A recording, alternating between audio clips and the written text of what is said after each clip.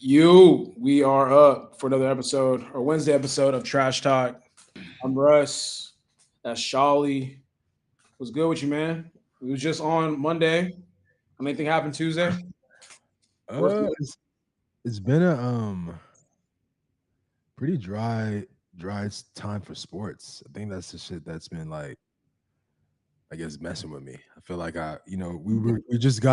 we had NBA every other day, for like damn near 4 weeks straight, and now it's like it's been dead, And then I mean, thank God the Stanley Cup starts tonight. I don't know if you don't watch hockey, so I'm excited for that. I put a lot of money down on a side tonight, so I'm excited to watch that at 7. But I it's kind of saw I saw like a football player went to go watch a game and he was like lit. He said like hockey's definitely lit. So it's fun. It's a fun sport. I think I've been to a game. I went to a game not too long ago, my first ever game, and it's actually very entertaining. I had no idea about any of the teams or anything that was going on.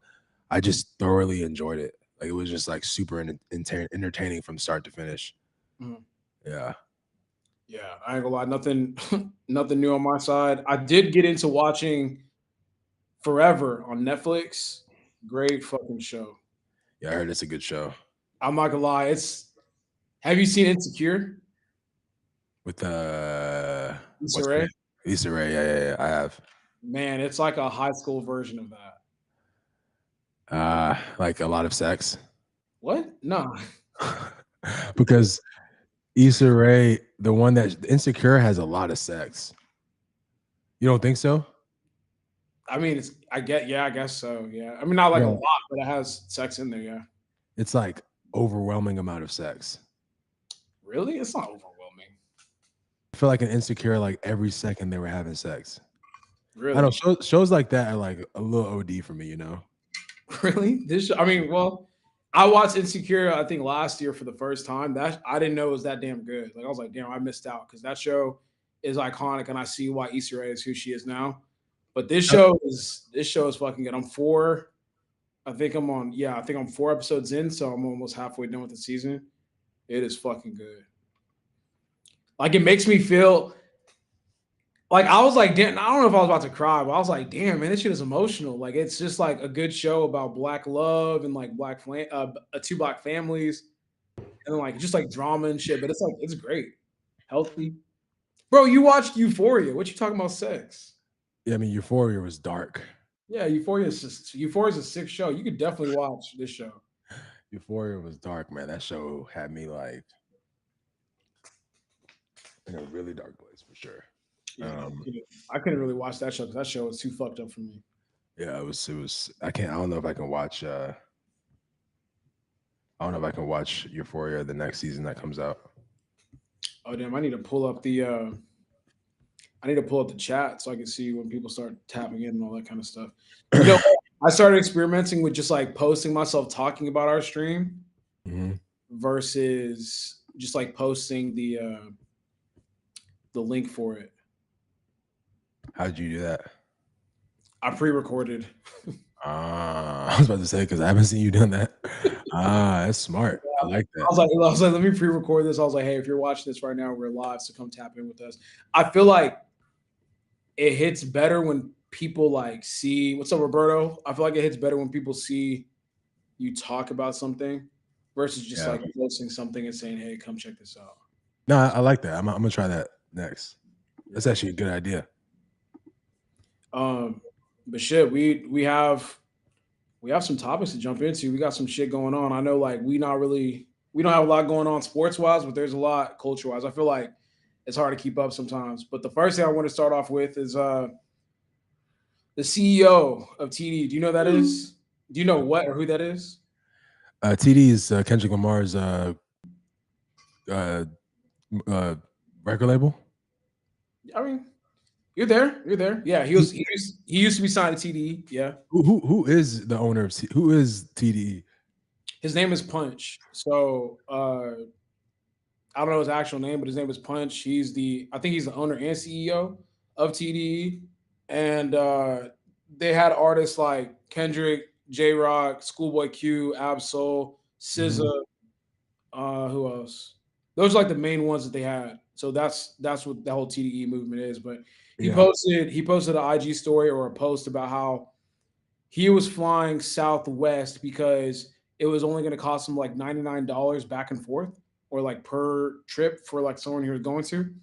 And Mm. he said he could have did that or got a 10K jet just because he could. So I thought that was like an interesting conversation because you sent me something like last week about, let me see, yeah, just about how like black luxury or the standard of luxury in the black community is increasing without our general income Income. increasing. Yeah. Yeah. Yeah. So go No, ahead. I think it's cool when black anyone, honestly, not just black, but like I guess for this particular situation and like what I sent you last week of, I guess to kind of catch up the crowd on that, I sent Russell an article about, how the black race loves to flex what they don't actually have.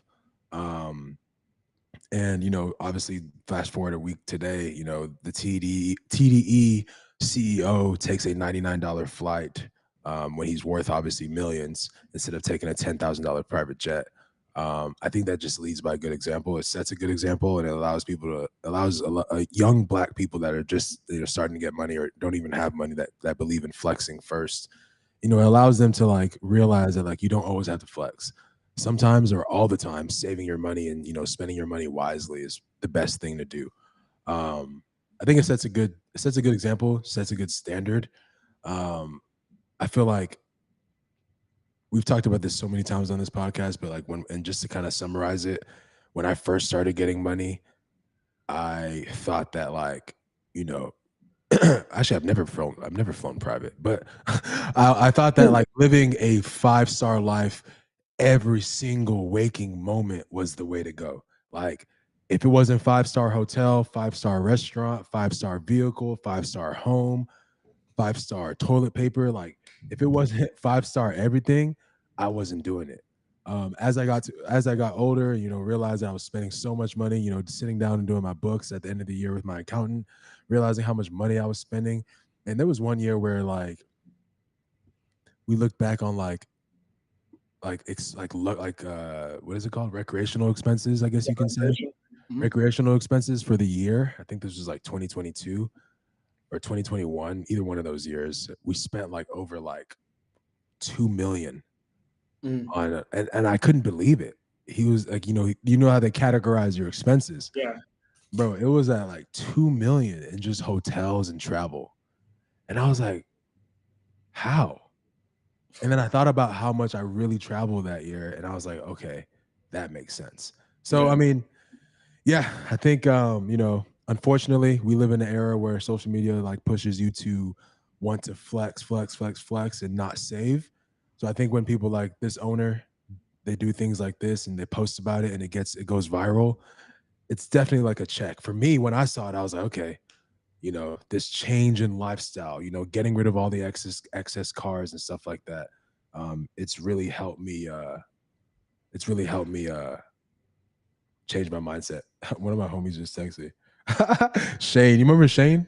Shane. Shane, Ayana or Alana? I say Ayana because it's like the Hispanic version, but like Alana. Shane, Alphalete Shane. Oh, okay, okay, okay. Yeah. he commented on our podcast and was like recreational expenses. Yeah.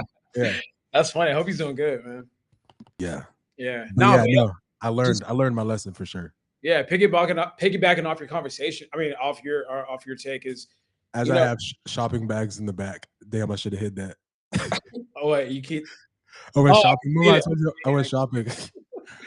So I feel like, yeah, I think people don't understand. It's not about how much you make. It's about how much you keep and save. So like the biggest thing is like if you, let's say for the year, someone watched this, you make 80 grand, right? But if you spend 60 grand of it, like what's the point? You're just spinning your wheels. And I think that, That's a lot of Americans, man. well, yeah, that, I mean, well, it's Mhm. it's a lot of Americans because they live in, on top of living Above your means. check to check, like you're doing things to keep up with the Joneses. Because like Mhm. you're trying to do shit for social media. Like let's be honest. How many times have you bought something or went somewhere and you're like, oh, this would be a nice flex to post? Like As recently, I mean, I don't, I don't. Not recently. I'm just talking about like back then. I'm talking about back then. Oh shit, bro. I mean, bro, we went to Miami one time and I paid.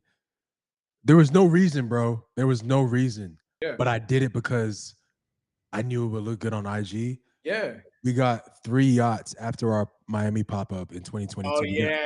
We had 3 yachts. Each yacht was $20,000. Yeah. I remember 60 that. racks on 3 fucking yachts. I remember we talked about that after, and yeah, that was No reason, it bro. wasn't. You know what was funny? It was a great time for us, but there was a lot of drama that came out of that. And it's like, man, that wasn't even worth it. Like you spent all that bread just to Deal with the BS. deal with problems. But yeah, Yeah. it really does come down to how much do you keep. Because when you look at honestly, when I was growing up in high school and shit, all the people that had money for real, you couldn't tell. They weren't like flexing unless you went to their crib. Unless you actually knew who they were and you went to their crib, you couldn't tell that they had money like that because the way they lived was just so chill and frugal.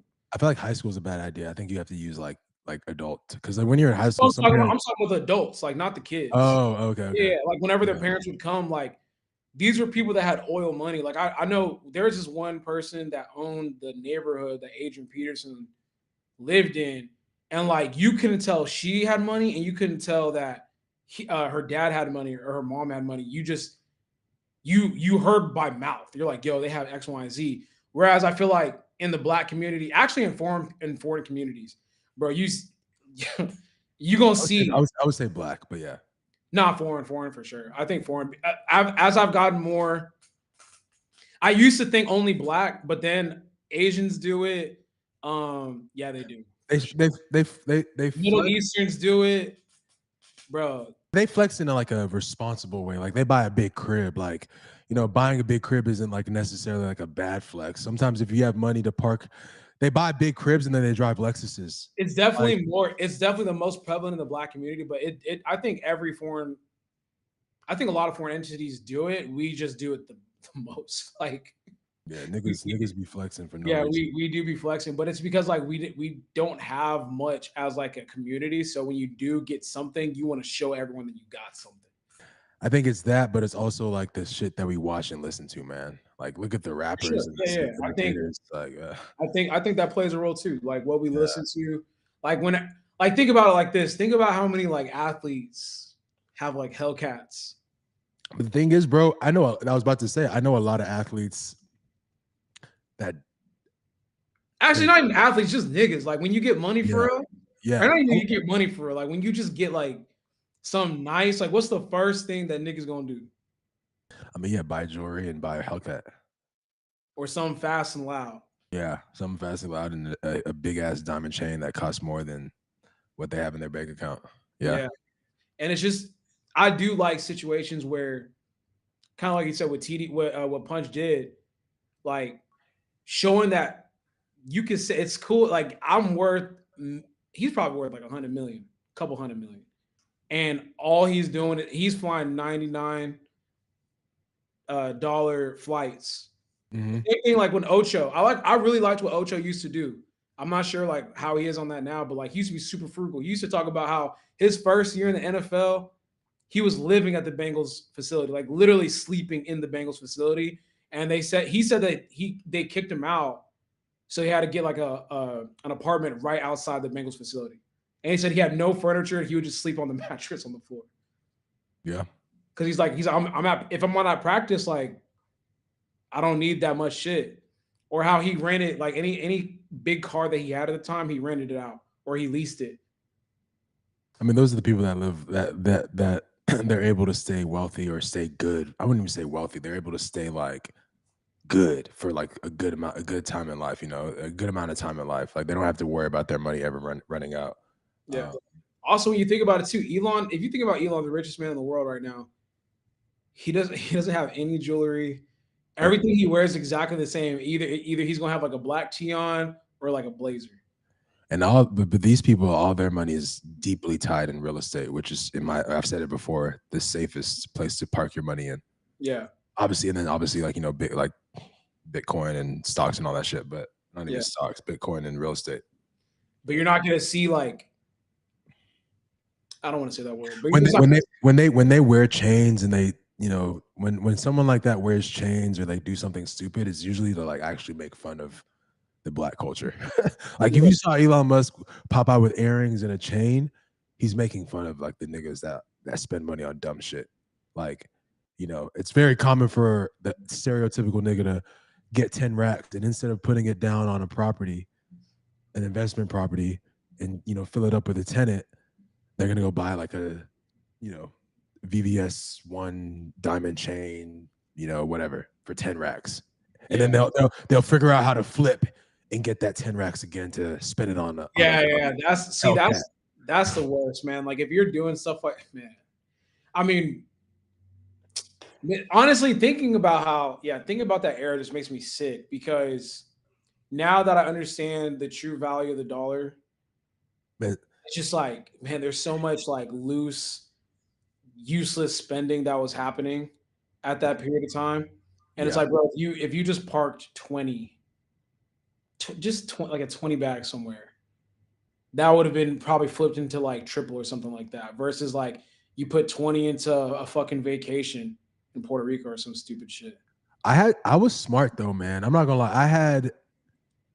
I was not all the way smart because I had I had the Ferrari, I had all those cars, but because I was so heavily invested in like watching YouTube and you know staying up to date with like what was it? What was it at the time? What were those things? NPCs. What are they called? I Yeah, forgot. yeah. Not NPCs. NFTs. Yeah. NFTs. And I had the most popular one. I had a Bored Ape. You know, I did things like that. I was always interested in like parking. You know, if I spent a good percentage, I was always interested in also saving and trying to flip the rest, you know? And luckily, you know, back when Bitcoin was like had this hype again, but it was still very low. I remember I bought a fuck ton of Bitcoin at like 15,000 per. And yeah, I bought a lot. And you know, I was able to like flip that into like this house that I'm sitting in right now. And I was able to also flip my other previous savings and stuff like that into my first crib. You know, so like my first crib, I bought it for 500, sold it for 1,000,000, 500 profit. This crib that I have right now, I've lived in it for 2 years. I'm about to walk away with like at least 600 to 700K profit. So it's like, I'm doing the right things, but I wish I would have done a little bit more ahead of time. You know, even my real estate, the land that I just sold 2 weeks ago, you know, I bought it for 1 mil, sold it for 2 point something, made one something, you know? So like, I don't know. I think it's definitely our duty to like, you know, I don't know what the word is. I'm stupid. To enlighten the youth or to educate the youth on what to do with their money coming up. But, you know, unfortunately, I had two mega forces pulling me. I was watching Joe Rogan and I was also listening to rap music. So like I What was rap music were you listening to? I mean, shit, this is 2021. I was a savage nigga. Like, I mean, I don't ever remember you listening to rap music. I mean, what do you think I was listening to when I was? Remember, think about Shawley, Miami Shawley. What headset? What mindset was I in? It wasn't a good Oh, one. I say you was in. I don't know if we're talking music. I mean, like, the only rapper I've heard you talk about listening to is Future. I mean, yeah, I think that's enough, right? Yeah. Like, I don't think I need to like name. I mean, you hit it right on the head. Thank you for that. You actually made me look cooler. So yeah, like I was listening to Future, and I was in Miami of all places listening to Future. Yeah. So like when Future says like 40,000 for a bitch, but like I'm gonna think, oh, all right, 40,000 for a bitch, you know. So like there was two forces. I was embedded in Joe Rogan and Elon Musk and you know crypto talk and all that shit, but I was also embedded in Future, that lifestyle. I thought I could live both. So Yeah. Now that lifestyle, it's funny because those rappers, I don't even know if they truly live that lifestyle. Like Future, I don't know if he truly lives that lifestyle that he talking about. I think it's all toxic. Like it's just like some toxic like flex to like he Yeah. has to sell that. Or bro, I look at Future and I can tell he's a peaceful, humble guy. I don't Yeah, think he. he's chill. I mean, other than maybe his potential treatment of Sierra. Sierra and like some other stuff that he may be doing, he doesn't seem like he said he don't do drugs. Exactly. I'll never forget that interview. He's like, man, I don't even do drugs. Like I don't drink, I don't smoke. That's just what the people want to hear. So like I'm gonna make that type of music. I think he definitely smokes weed, but I don't He think said he he does. don't. I mean, shit, you never know, bro. A lot of these rappers, they probably don't smoke because they've had that bad experience with like, weed or lace weed or like, what is it called, perks. Like a lot of them get hooks on Percocets. Like they Yeah, probably just rap about it because it sells to a demographic, but they definitely don't. I mean, yeah. that'll There's kill a them. decent amount of rappers that always say like I actually don't be in the clubs like that. I don't like going out like that. Like I'm chilling, but the people like hearing that type of music, so that's what I make. Like I'm gonna Two give it. Chainz is a married man that Yeah, has kids, but he be talking about he fucking a new girl every day. But I was he's about to like, say, that's what the people yeah, want to hear, so that's just the content I make. and I was about to say, and he honors his wife, but I guess that's not really honoring your wife if you're saying that. But he does really So respect he and love honors, his wife. yeah, I mean, Yeah, he does. yeah. Yeah, I guess you can kind of look at rapping as, in this particular cases, you can look at rapping as like an acting career. It's like this is what brings bread home. This is what puts money into my pocket, my family's pocket. When I'm performing, which is my art, which is rap, I can say whatever I want to. I can say I killed someone. I can say I fucked this. I had sex with this person. I can say I stuck it up my butt in this way. Like there's so many different things you can act on, and it just gets a pass because it's just acting. What type of what type of rap you listen There's a lot of rap, man. to? Yeah, I was listening to that type of rap. But I think it's really interesting how like I think social media too, like remember that conversation on Twitter when you were active on Twitter about how people used to say like or how women used to say, I'm not dating a nigga unless he's making six figures, like X, Y, and Z. Like, do you know how many people in real life actually make six figures? Are you saying that's a lot or a little? So it's little. Oh yeah. Yeah. Especially in this economy. Yeah, but it's like social media. If you look at social media, you think everyone is doing amazing and making so much money. So when you get a little something for yourself, the first thing you want to do is show everyone, "Hey, I'm on y'all's level. Hey, girls, like I could do this." You know what I mean? When like you're really not all the way there yet, but you're just trying to keep up with people that you think are doing well. They're actually not doing well. They're all putting on a front. Yeah, it becomes this battle of like who can flex more. But I feel like we're not really in that era no more, man. I don't really see people flex as much. I mean, maybe at my timeline is chilled Well, because I I mean, also follow kids. I follow people that have grown up with me. So yeah, like, yeah, for sure. I think No, you're well, probably the youngest person I follow. I was about to make a joke, but Yeah. nah, I think you're right, but that's because the economy and like I don't everyone's like not doing really well. Like there's a lot of people not doing that great. So it's like there's nothing to really flex. Like you can't lie. You can't even lie on social media. Yeah, I guess you're right. And I also feel like, yeah, I guess you're right. We're Like definitely there's no remember like that 2019 to 2023 era, everybody had bread. Like everybody had bread, but that was like a false bubble because like Yep, literally the government pumped yep, money into everyone's pockets. So like a lot of spending was going on, a lot of flexing was going on, yep, and now I mean that shit burst. So like no one really yep. has anything to lie about or to like try to flex.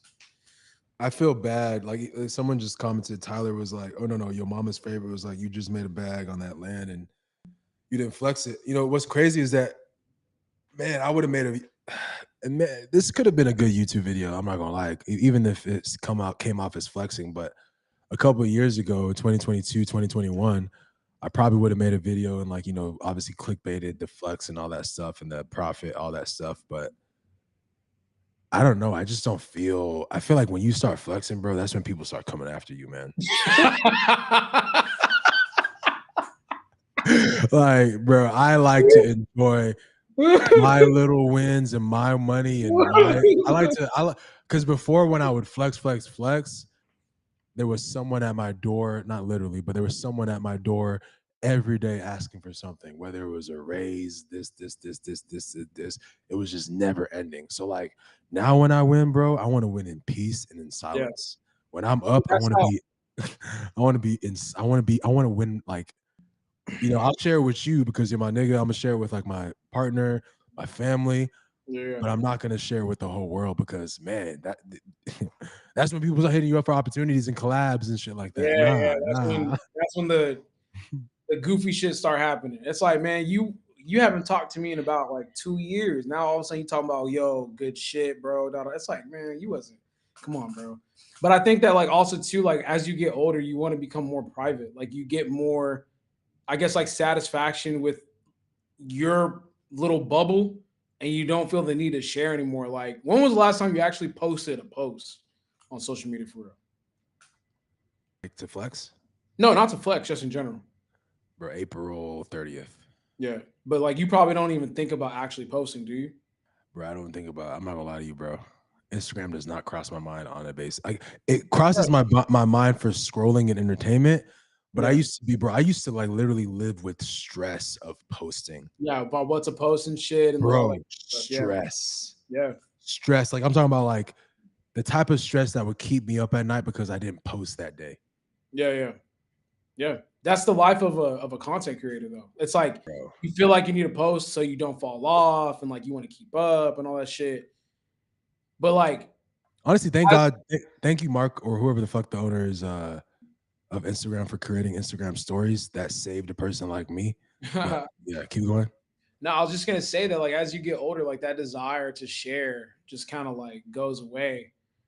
Like even now for me, like I remember when I was younger, I used to post, not that I'm like old, but I used to post every day. Like every day was a post. Mm-hmm. What do you mean? You're kind of old.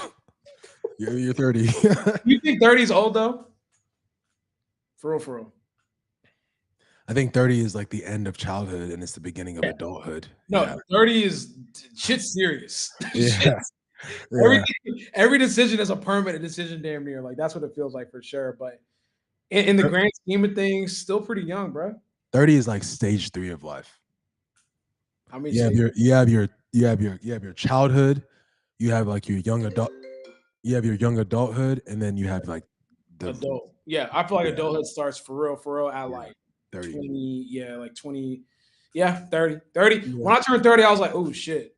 It feels like everything is for real. Like, you know how you just been practicing your whole life? Yeah. Now, now your 30s is about being dead ass. But I don't feel I'm kind of the same way. Obviously, like I'm way more frequent when I post. Um, but I'm not like married to the idea of like posting every day. Like last week, I had nothing to really do, like nothing to like post or say, so I just kind of like left it. Which like that was one post for the week for me, and that's kind of weird. But like I didn't feel anything. I was like, I still don't. I have like a video that I'm gonna create, but other than that, I don't feel like the desire to just like share. I guess a post in general. But even on social media, like I don't really have much to say. I just be observing shit for entertainment and then just kind of moving on. I mean, we've been doing this for so long, bro. It's kind of like LeBron and playing in the league for so long. Like, obviously, you we're able to like dissect. We have IQ when it comes to it, but like, we don't really feel the need to. Not that we. Maybe that's a bad analogy, but we just. I personally don't feel the need to like get down and dirty like I once was. Yeah. Um, and I'm in that shit.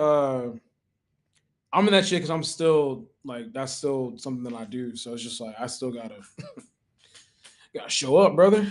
I need to. I want to though. I think I go in waves. I think I feel a resurgence coming soon. Definitely been quiet for a bit, and people always wonder like what's going on, but it's man, has anyone ever thought that like, man, maybe a nigga's just tired? Like, maybe he's just tired of sharing every waking moment, bro. I used to share like what I used to put in my body in the morning, like my food, my food, you know. I used to share like just dumb shit, bro. Like just normal dumb, like just pictures of like me, like in my. I don't know, man. I guess yeah, you're right. I think as you get older, the willingness to share, or the desire to share every single aspect of your life, it just becomes something that gradually fades away. I rather give my followers a podcast like this or do other podcasts. Like that's what I find fun, giving them like an hour or 2 hours of like real in-depth conversations and hopefully some helps and some tips. But for me to go out there and kind of have to stage my life to be perfect or to meet social media's requirements, that just doesn't interest me anymore. And not even that. because that's not really the issue. I don't take time out of my day to just document everything anymore as much as I used to. Yeah. I don't. I just kind of try to live in the moment, I You know, guess. it's so funny. Everything is so routine for me. It's like second nature, bro. Like it's like second nature. So like I mean, you see me work out, it looks crazy. Like I have my camera with me and like I'm just setting up like multiple angles as I'm doing it. Before I eat shit, I'll be taking a picture. Sometimes I don't my phone looks my my photos look crazy because like the amount of shit that I take pictures of. But it's like, I don't know, it's so fast. I'll just go like this, quick picture of my food and then just eat it. And then sometimes Uh-huh. I won't even end up posting it. But it's like it's almost like second nature. It's like little weird, little Yeah. weird. Yeah, no, I think now as I'm thinking about it, It's crazy how I've grown out of that second nature. Like I'm no longer in that second nature with like I used to be at that point where like I would take a picture of everything I ate. It was just normal to me. But yeah, like, I do it for sure. You know, it's so funny. During the weekends, I don't like. I disappear on the weekends. Actually, like once I get back from the gym on Saturday, I'm done. yeah. Like, uh, I was gonna say that too, Brian. Not that my content is needed, but like I know I spend a lot of times in my message requests and hearing and seeing what people like use my content for. I'm not gonna lie, that keeps me going. Like Yeah. I I didn't realize, or like I've realized that I've become a lot of people's like routine. Hmm. So it's like, oh, like Russ just posted, he just finished training, so that means I got to get it, and like people are constantly tagging me as like motivation or whatever. And it's not that I need that to keep going because I'm gonna go anyways, but it does remind me that like, hey, what you do does affect people in a positive way, and that's what you got into this for. So it's like just keep doing it. It's not like that crazy. For me, it's not a crazy big deal to continue to be active on social media as much. I think I like that aspect of social media. I love having the opportunity to be someone's routine. So whether it's this podcast or whatever else I do, if I'm able to like be a part of someone's routine and I'm able to like positively affect their routine, you know, maybe take their mind off of work, stress, or just, you know, make them laugh or something like that. That's kind of what pushes me on the social media side. Yeah. And you know, sometimes I can do that just by posting stories, and you know, I think I'm finding this new love for of doing this podcast thing that we're doing, and then also just talking and putting my face in front of the cameras and just giving them like me for an hour and 30 minutes, you know, real raw me. I think that like that's just my way of, I guess, contributing to my followers and contributing to everyone that's supported me. Yeah. YouTube will come back, but it'll come back when I'm ready. And it'll drop when I want it to drop. I'm not gonna lie to you, bro. I get message requests and DMs every day. Yeah. Yeah. It's man, it depends. I feel like yeah, it's a powerful tool, man. It's a powerful tool. I'll say this too. Make sure you keep going. So like when you want to go, you could go. Cause sometimes, man, if that break too long, it's it. That's it. I've taken breaks though, bro. No, no, you're good though. You're good. Like Yeah. I feel like okay, so like this is another conversation that isn't on the docket, but we could get into. I guess like the fall off of a lot of people that used to do social media. What would you say ends up being like most of content creators like fall when it comes to social media? When they launch a business and it doesn't succeed, or when they're not getting the response and the engagement and the followers that they, I guess, they expected to receive, or they're in this constant game of comparing. Perfect example. We just started this podcast. It could be very easy for us to compare this podcast to our old podcast, like someone just mentioned, or to compare it to like Max's podcast or like anyone else's podcast that's within our peers, you know. Mm. But like you and I are seasoned veterans in this game, and we understand that. I was actually just having this talk with someone the other day. We understand, compared to these new kids, we understand that like, and some of the old heads that gave up on social media, we understand that like good things take time. Yeah. And in order for you to grow something like this, we could be building for a year straight. And it might even require more building after that. But if you commit yourself to something for long enough, eventually you'll start to reap the benefits. So, yeah, I think that's the reason. To answer your question, when it comes to like the reason for fall and the reason for absence, and like just kind of parting ways with social media, a lot of people are just they expect instant gratification. They can't work hard for something. Are you drinking Canada Dry? Yeah, I am. Oh, okay. No, nigga, someone said that you old as fuck for drinking that. I didn't know that was an old head drink. I mean, shit, nigga, damn, I can't drink. Someone said Steve Cook fall off hurt me. He fell Um, off. I don't think. See, I don't know if it's a. I don't know if it's a fall off. He was at like the peak pinnacle of the fitness industry back in like 2015, like 2014, 2015 ish. So I mean, you're not going to be that red hot forever. Like Yeah, you can't be. he didn't. I don't think he fell off. I mean, if you go look at his life, he looks like he's living a great life. Yeah, what do people categorize as fall off? That's Because not. like, So when I talk about fall off, because this is the type of conversation I was trying to have. Like I'm not gonna say no names because I mean it could very well be me too. But uh, I think a lot of content creators fuck up when they just stop. Like that's the worst thing you could do, bro. Like in my personal opinion, when you do social media, because bro, life and social media moves way too fast to just quit making content. Because if the second you stop making content, someone's gonna fill that void that you left, and then they're not gonna check for you no more. And like now we're adding in the algorithms to where like if you don't post, your shit's just not gonna come up.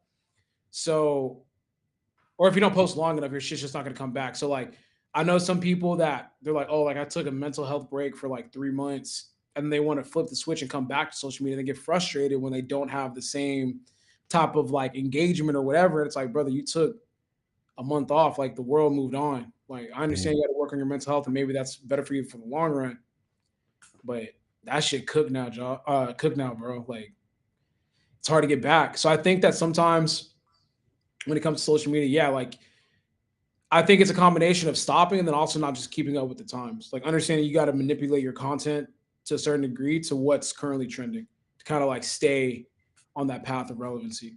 hmm yeah, I can agree with that. I think it's different for certain types of content creators. I think if you're content creating and you start a business that kind of overtakes your mind, uh, it does become difficult at that point. But if you're just solely a content creator and content creators like what you have to do to make your money and stuff like that, you definitely have to like sacrifice a bit.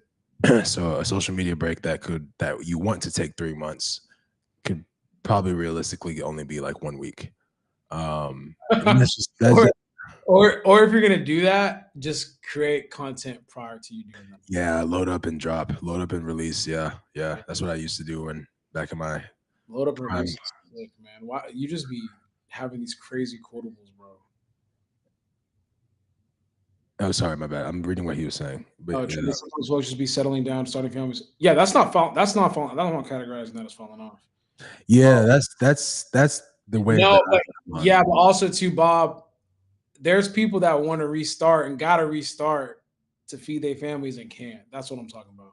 Yeah, Yeah, but I'm with you. It's like that's why I said did Steve didn't fall off, bro. Like he he has yes, a family, kids. he has like a Yeah, wife, he has a kid. yeah, From what I've seen, his crib is beautiful. That he was just doing Weight Watch. He was like the trainer guy for Weight Watchers. That's not falling off, bro. To me, yeah. that's evolving. Yeah, at a certain time, you have to step away from relying on an app every single day. Yeah, I'm sure. I'm sure Steve still kills it. Like Yeah, that's not falling off. I think just what happened is that new kids came on. I don't think he like fell off like that. and then when you're trying to constantly keep up with what's new and the new kids, that could just make this shit so boring. Keeping up with new kids. Yeah, keeping up with the younger generation. Have you noticed there is like that wave of content creators via TikTok that like, Yeah, they faded away. yeah, man, that app is not like I mean, like, don't get me wrong. If you have like a million plus on TikTok and like you have like a good following and shit like that, you're straight. But yeah, I feel bad for those people that weren't able to take that audience from TikTok and move it on over to like YouTube or Instagram. Some of them succeeded, but not a lot. Yeah, like there's people killing on TikTok. Don't get me wrong. I'm just saying, like, remember that influx of influencers that came in from TikTok?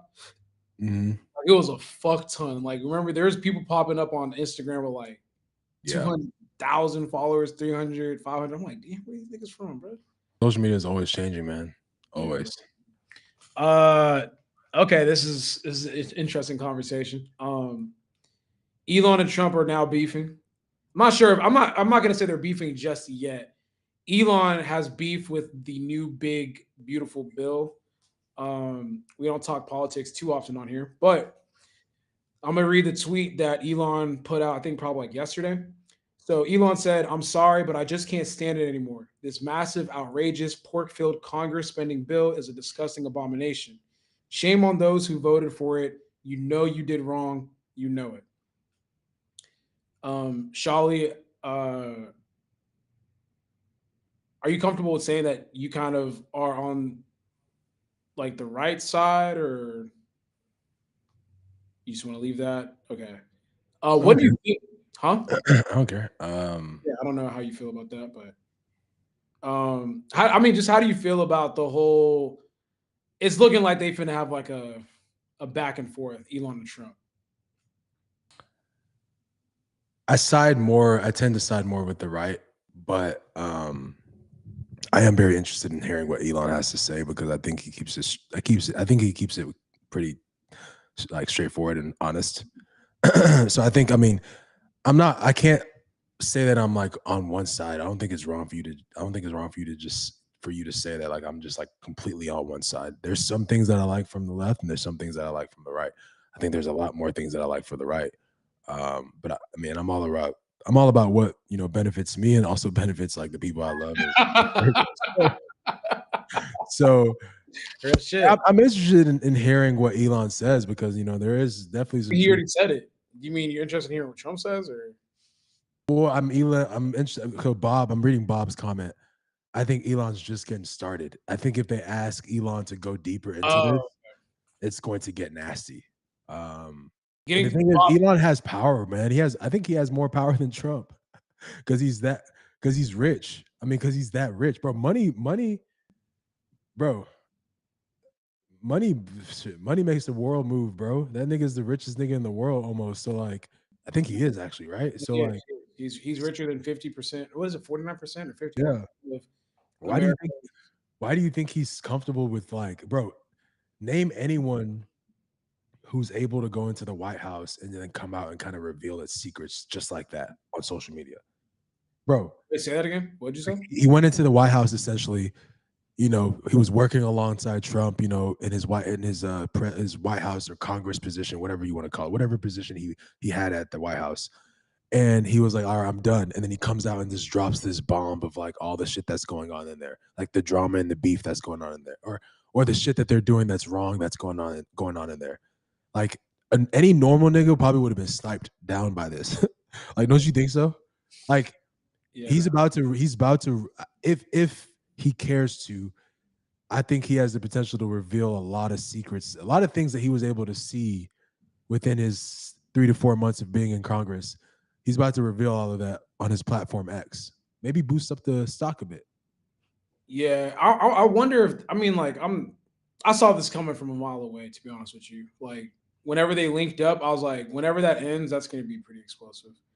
Um, I wonder how much this is performative. Like, yeah, I wonder how much this is performative and how genuine it is. Um, I think he's gonna keep. I don't know if he's poking for a response or what.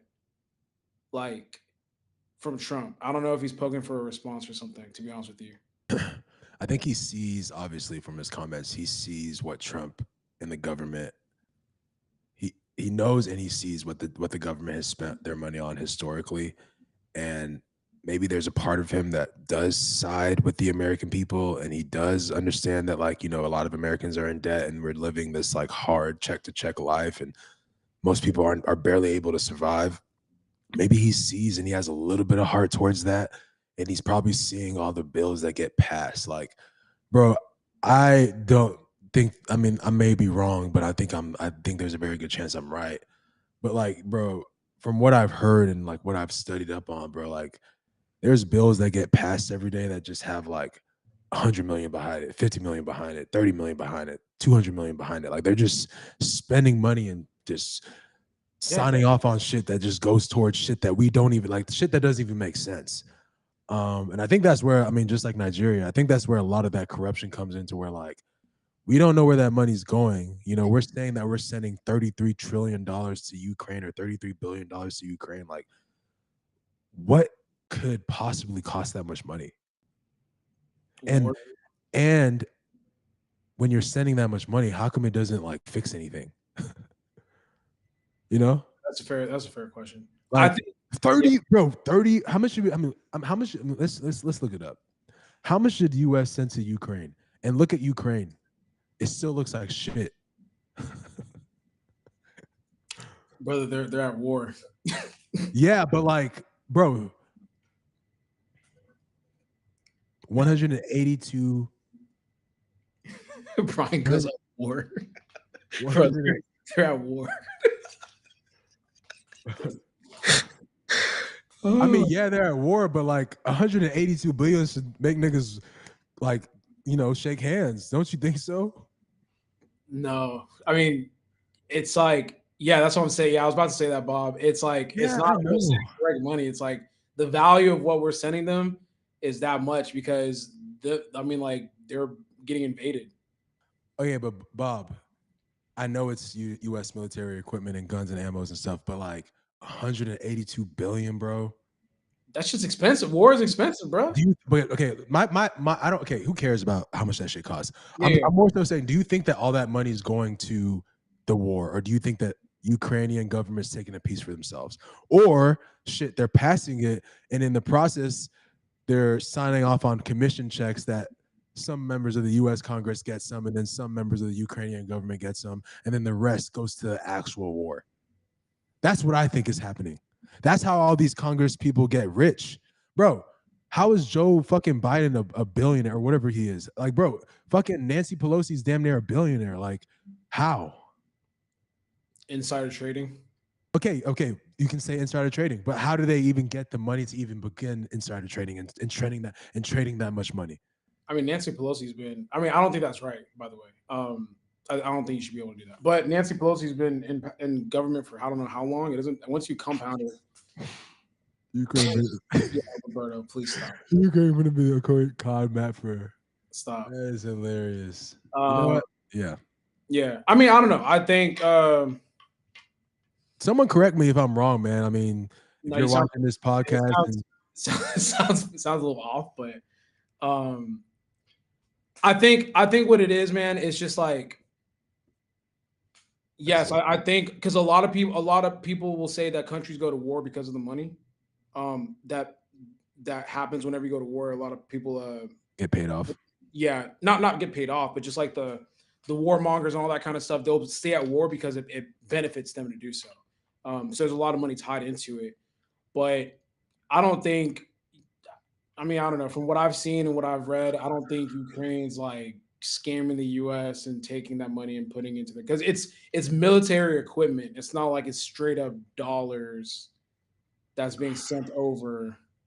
You'd be surprised, bro. I think war is partially a money scam for sure. Yeah, that's what they said. I mean, shit, they said that we went over. Nah, hell no, Nate, I ain't doing that. I'm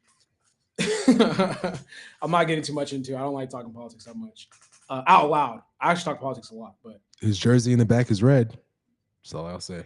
that's sick. I no, Nate, nah, hell, fuck no, that's sick. What I was gonna say is, damn, what was I about to say? Nate, you know who we voted for, brother. No, not we, you, nigga, not me. A few. We The for sure proud. did scenario else. Why you think homie came to the White House begging for more resources? Let me just stop. All right. Let me stop. Everything he said in that conversation is now coming true, by the way. Wait, why you think homie Came to the White House begging for more resources.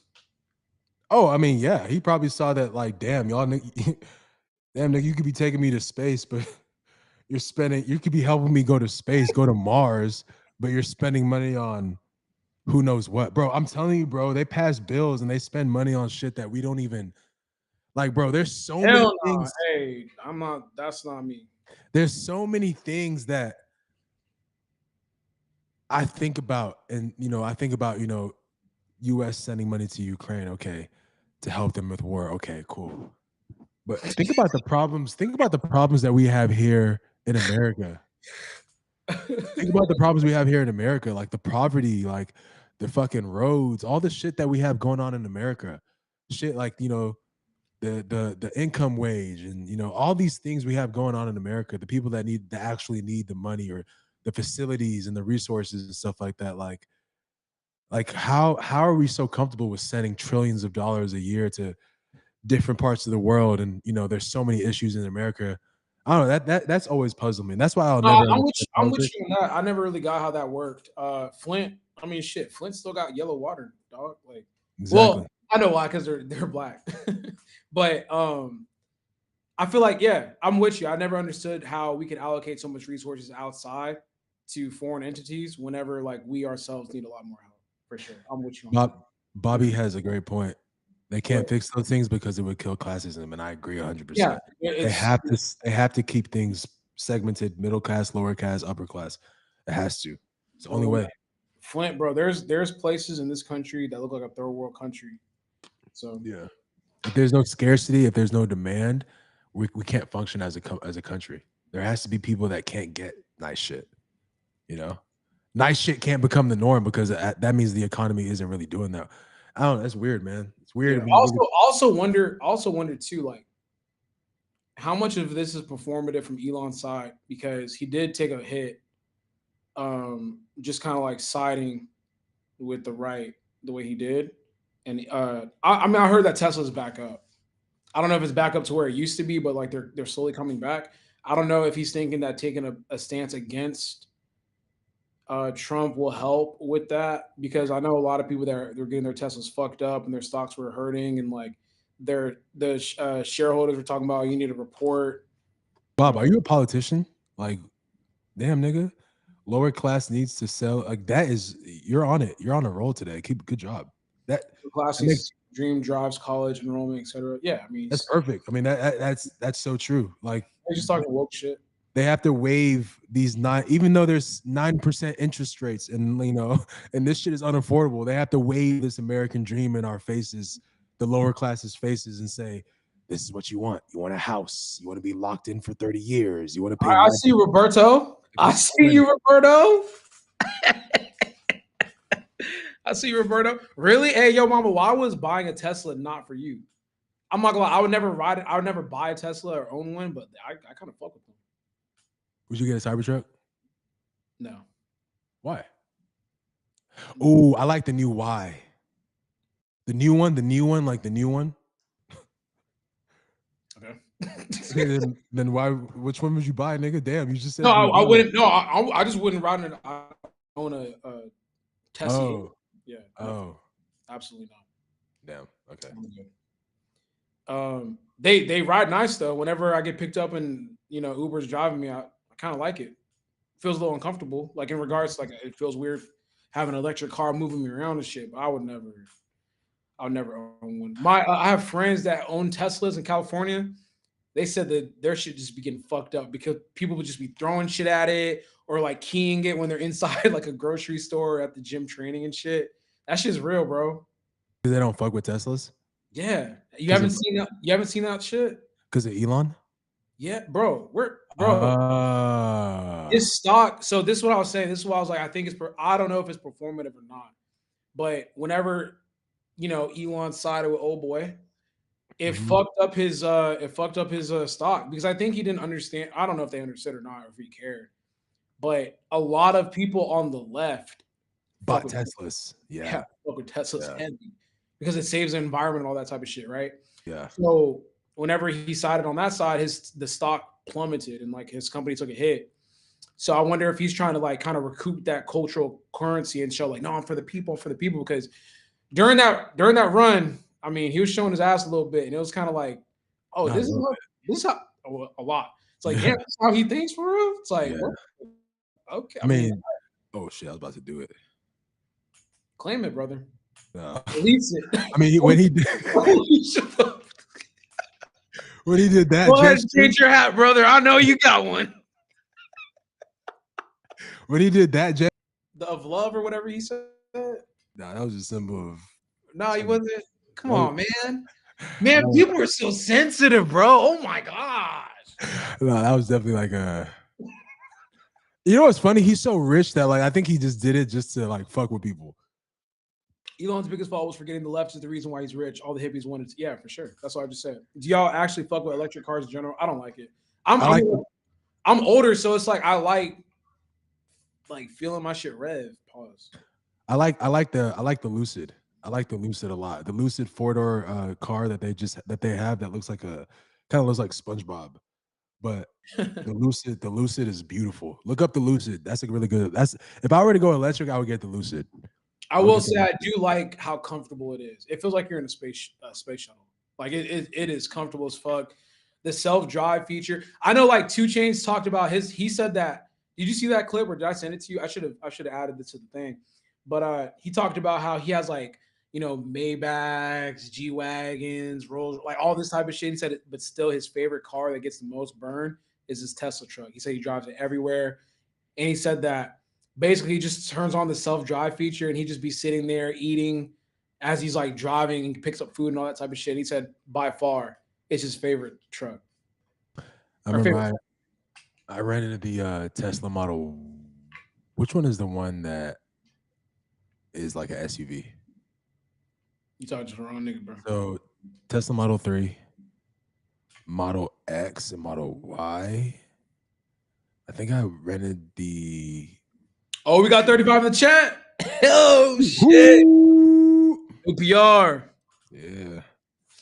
We just doing a bunch of gay shit. A bunch of niggas on some gay shit, bro. All right. So yeah, I read the. Did you freeze?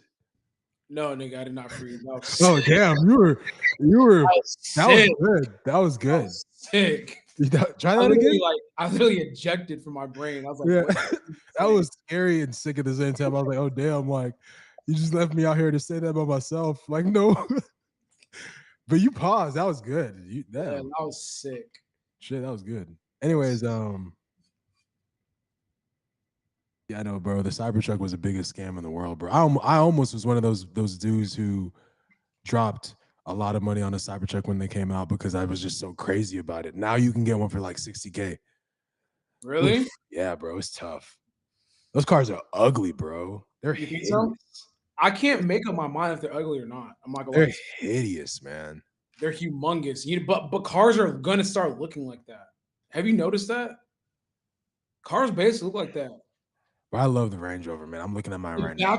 Have you seen the back of that new? Remember, like back in like 2 years ago, the back of the new Range Rover, like the big body. It looks like a space shuttle. It looks nasty as fuck. The one that I have right now? No, not the one that you have. Which one?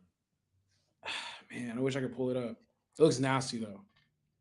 Like the old one from like when we were kids? No. It has like a electric car look to it. Me and my mom were just talking about it.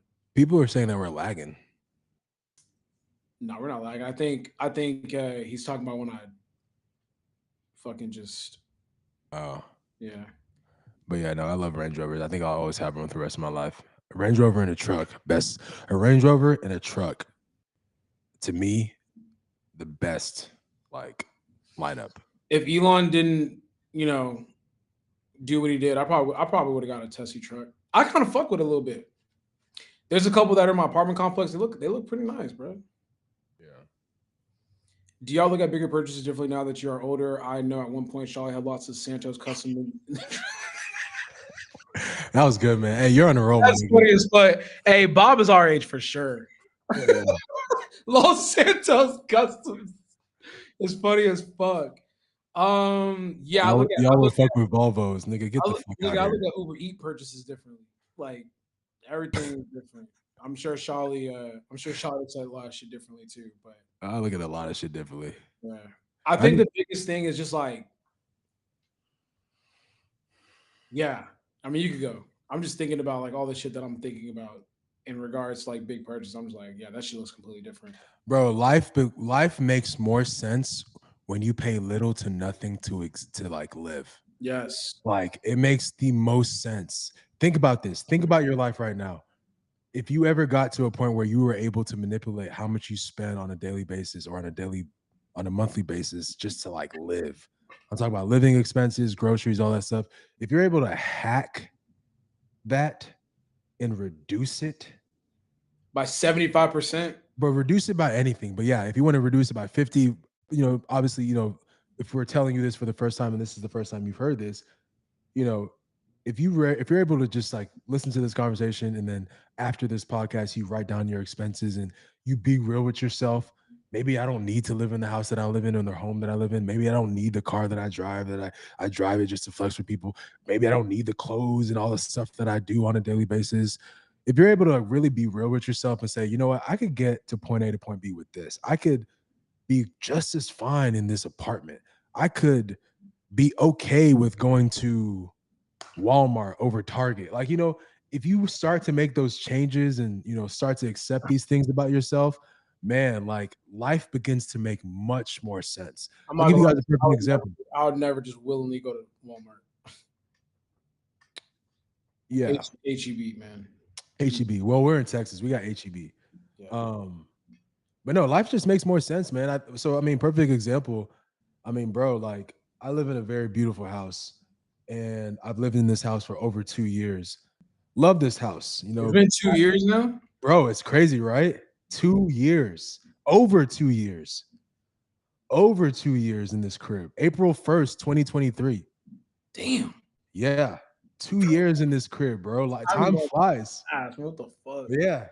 I love this house. I've done so much to this house, but like lately I've kind of just realized that like, man, even though it's sustainable and I can do it and I've been doing it for 2 years and I guess wouldn't mind doing it, as I begin to deep dive into these books and these podcasts and these things that I read and digest on a daily basis, it begins to warp my mind, which is why you are a product of what you consume and what you like, what you listen to and what you read and what you follow on social media. So like, as I'm watching these things, I start to realize that like, man, I could be living just as great for a lot less. And you just start to make these changes, bro. You start to make these sacrifices and you start to see the long game in life. And I don't know, I've always been someone that like if I'm in something, I get tired of it, I quickly just go to something else or I quickly do something else. So yeah. Yeah. Moral of the story before we move on to Russ changing the topic, try to like look at your life and think of ways you can minimize your spending in all aspects. And when you do that, the thing is you're fighting ego right now. You're fighting ego. I sound like one of those like motivational speaker. You're fighting fucking ego. Look at me. Look at me. Look at me. Look at me, nigga. You're fighting your fucking ego, dude. Hey, your ego? You're better than that. Kill it. Kill it. Kill it. Blow it off. Cause you're nah. All right. It's men's mental health awareness. Chill. Don't bring that up now, man. You're crazy for bringing that up. That was not even what I was trying to do. I was talking about, I'm like, bro, that mental health is real shit. I've dealt with mental health, bro. Like that's not even a joke. Y'all could tell Shawley definitely played rock band. I played what? Rock band. Played what? Rock band, Guitar Hero. Right, you're screaming ability. I'm like, you're like, how did you correlate that to me? Because you could like sing, like you could like yell, like, I just wanna kill you. So Offset. I was like, yo, what? No, I was trying to make a correlation. It ain't hit the way I wanted to hit. Yeah. I just bought a 2015 A6. Sell it! Sell it, live on the dirt.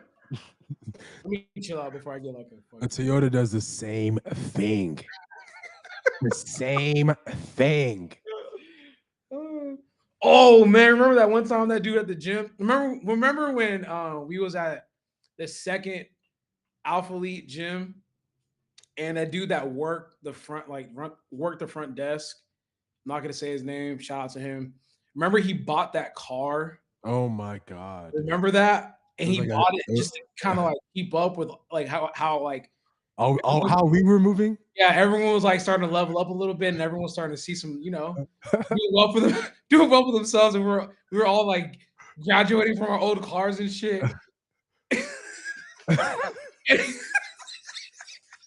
His interest rate? Bro, Wasn't it like 19%? it was something diabolical. It was something crazy. And like respectfully, like he was just working the front desk type Bro, shit. I think it was his whole check went to the car, and his mom still had to help him pay for the Yeah, remaining balance yeah. just to flex. Just to drive. And remember, just to drive to the fucking gym and park his car there. That's the type I'm of shit that we saying, talk. man, if you don't have this right, Hey, bro, Bob. I can't laugh because my first car loan was from Santander. really? Oh, you're a sick nigga, bro. I can't. I I can't. don't, I don't even know who you are. I can't lie. When I bought, hey, when I first bought my car, it was from Santander. I had no credit. I got a refinance though with a different What was bank. your interest rate? When I bought it at 11.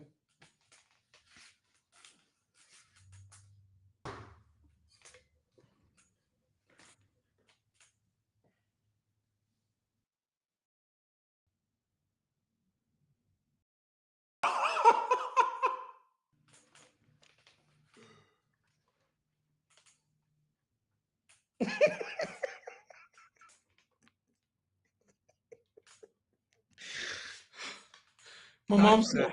not My even a mom said. house, My mom said, "What?"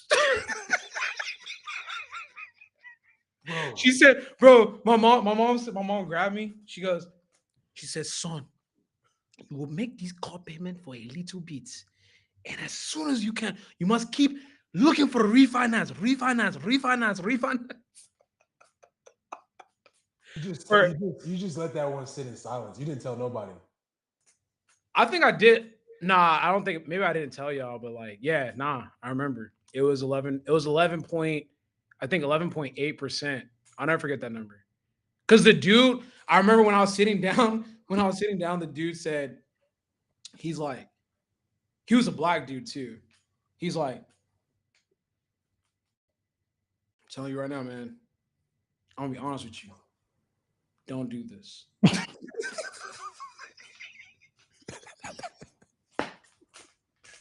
Oh man, that's sick.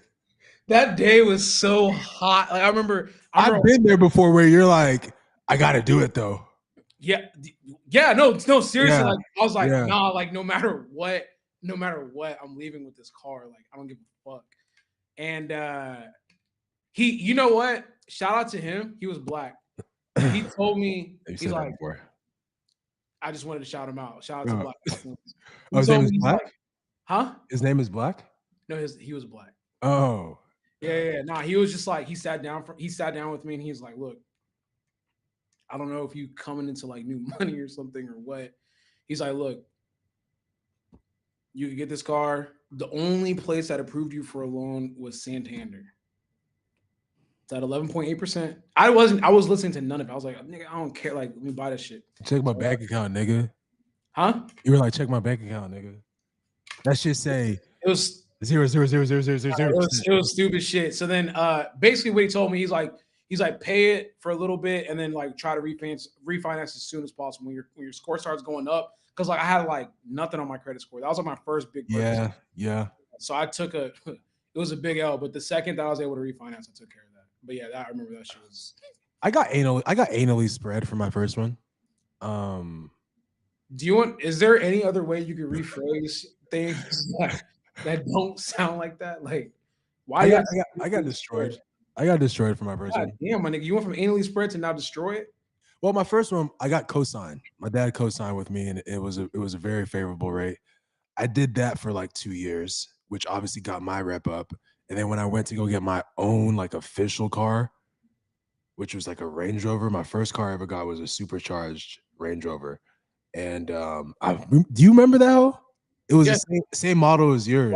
black. No, it wasn't Same, mine. same year, like the same Yeah, body yeah, type. yeah, yeah, yeah, yeah. Till this day, bro, I wish I still had that hope, man. That was my favorite car, favorite The Range Rover. black one with the silver trim. Yes. Yeah, yeah, yeah. Had the fridge in the middle, supercharged. It was loud, like had about 90,000 miles on it, bro. I But bought it also, from the dealership, 90,000 miles, my nigga. yeah. What? Yeah. You had 90K miles on your shit? Yeah. That's why, guess how much it cost though? That had to cost 20 bands, my nigga. It was like 40 racks for a Range Rover. But hey, I was flexing though. Bro, buying like out of all the cars, a Range at Yeah. 90K miles is sick. Yeah. Hey, guess what? It never had an issue though, and I drove that hoe for a year.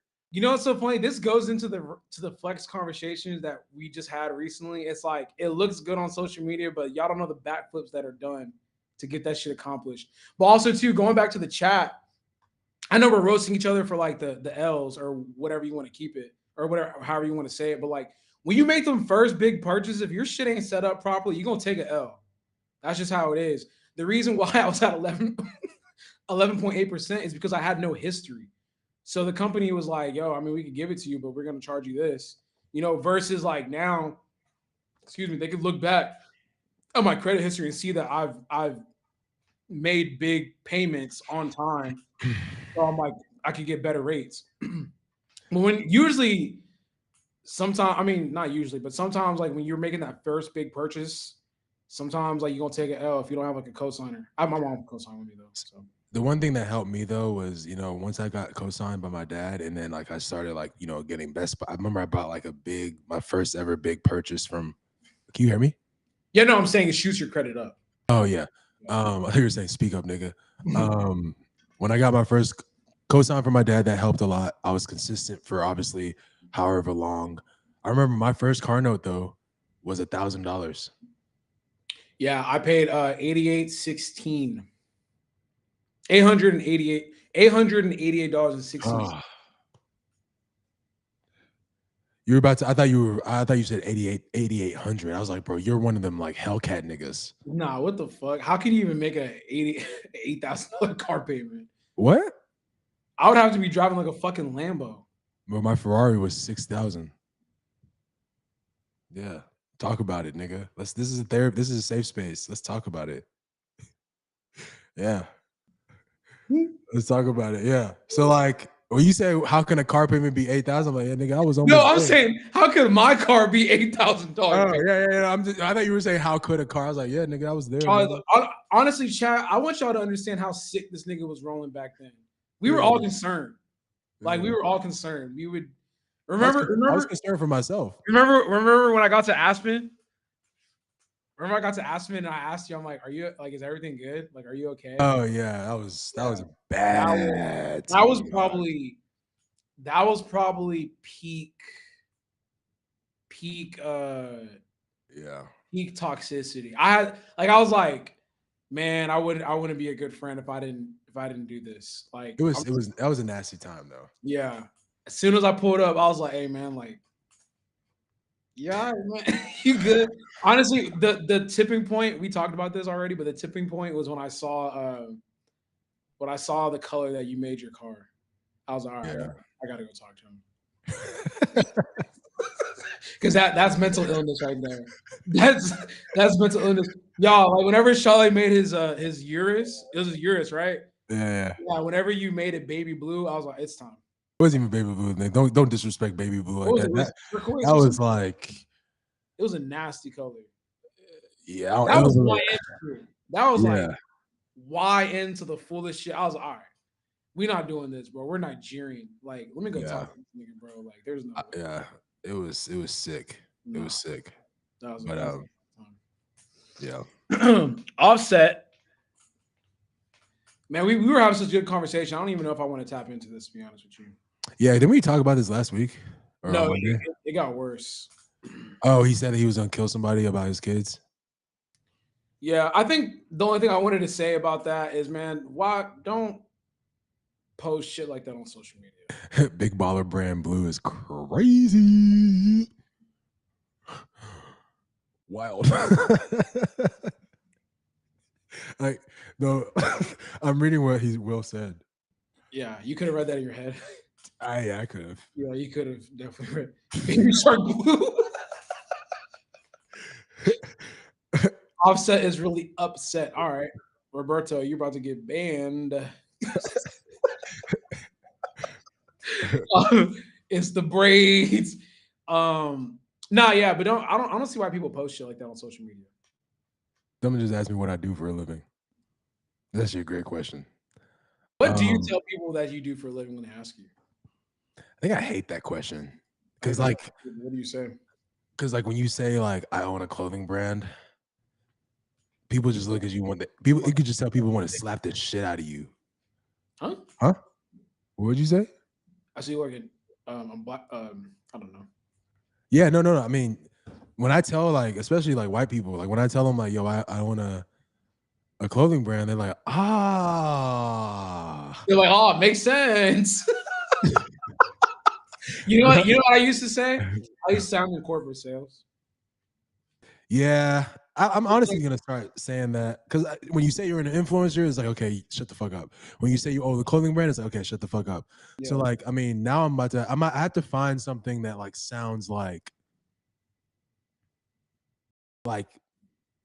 I'm one of those guys where like when I go to Starbucks, I don't even tell people my real name because I don't want to have to like recorrect them. Believe it or not, no one can say Shawley. Like, so weird. I've never really seen that name before. Yeah. well, yeah, of course you haven't. But I'm just saying, like, if I were to say Shawley, can you say that? Can you repeat after? Well, you know me, nigga. Damn, it doesn't work. But if I, fuck, I can't really show. But like, when I tell people I'm Shawley for the first time, they're like, Charlie, like Warley. Would you say Wally? Like, it's just all these other things, and it's like, okay, my name is Sean now. So I go to Starbucks and I tell my people my name is Sean. So when I say clothing design or clothing brand or influencer, it usually comes with the questions of like, oh, like what kind of influencing? Oh, like how does that pay you? Oh, what's the name of your clothing brand? Like, sometimes you don't want to answer all that, so I need to come up with a term that like is one. It's a one answer. You know, it creates a conversation you're not trying to have. Like I remember one time. Just say you scammers. I couldn't like just read that. That answer would be funny as fuck. To I'm see a what they would scammer. say. Yeah, I'm a scammer. Whenever I would just say shit. Yeah, I would make up shit. I'd just be like corporate sales or like, oh, like I'm a doctor. I said that one time. You said you're a doctor. Oh, On so the flight, you're just a liar.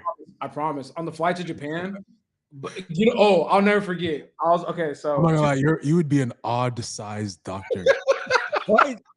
Like, I'm not gonna you know, lie. it's funny. He rolled with it. He rolled with it. He was like, oh, okay, wow. What type of doctor? Like, what type of doctor? I was like, oh no, like I'm a surgeon. Like, Yeah. yeah. But I remember I was on a flight to Japan, and I was because those questions really come like for me at least they came like when I would be like on flights and shit. And he goes, "Are you?" He's like, oh, what sport do you play?"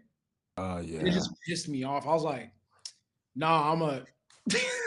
I have a story. This happened to me yesterday, but keep Oh, going. for real? Yeah. I just said, "No, I'm actually a doctor." He's like, "Oh, what type of doctor?" I was like, "I'm a surgeon. Like I'm a neurosurgeon." He's like, "Oh, okay, wow, that's really interesting. I'm in corporate tech." And I was like, "Oh, okay, that's dope. That's awesome, man." And then like I just like literally shut my little thing. I just like put on my shit. And then when I was actually in Japan, I was staying at this like really fucking nice ass hotel. And as soon as I walk in, the doorman was like, what rapper are you?" And I was like, bruh. Yeah. And I was like, no, I don't rap. He's like, basketball? I said, bruh. Like, I don't know, man. I always lie whenever people ask me. It depends on who's asking though. The doctor thing is funny until they ask you what type of doctor, and then your response is, "Oh, I do the body." I just be dealing with the body. My family, like my dad's a doctor and shit, so like I Yeah. kind of know how to maneuver here and there. Yeah. Yeah. I usually like if I ever have to say that, I say emergency medicine because my sister is that. Okay. So yesterday, bro, you know how I've been like looking at houses and shit. Yeah. This is a very fun part of my life. Like I've been looking at houses and honestly, like I don't know, maybe I'm just obsessed with like moving and buying houses. But I was looking at houses. I went to this one like rural area. I can't say that word. Rural. Yeah, I can't say anything. I wasn't even gonna try. Rural. I went to Rural. some rural area. Muscle doctor. I'm muscle doctor. I'm doctor for muscles. But I went to some rural area, Dr. Bro. I went to some rural area and I was looking at houses and shit. And like, I walk in, I kid you not, bro. I put this on everything I love. I walk in and, you know, I'm looking at the house, whatever.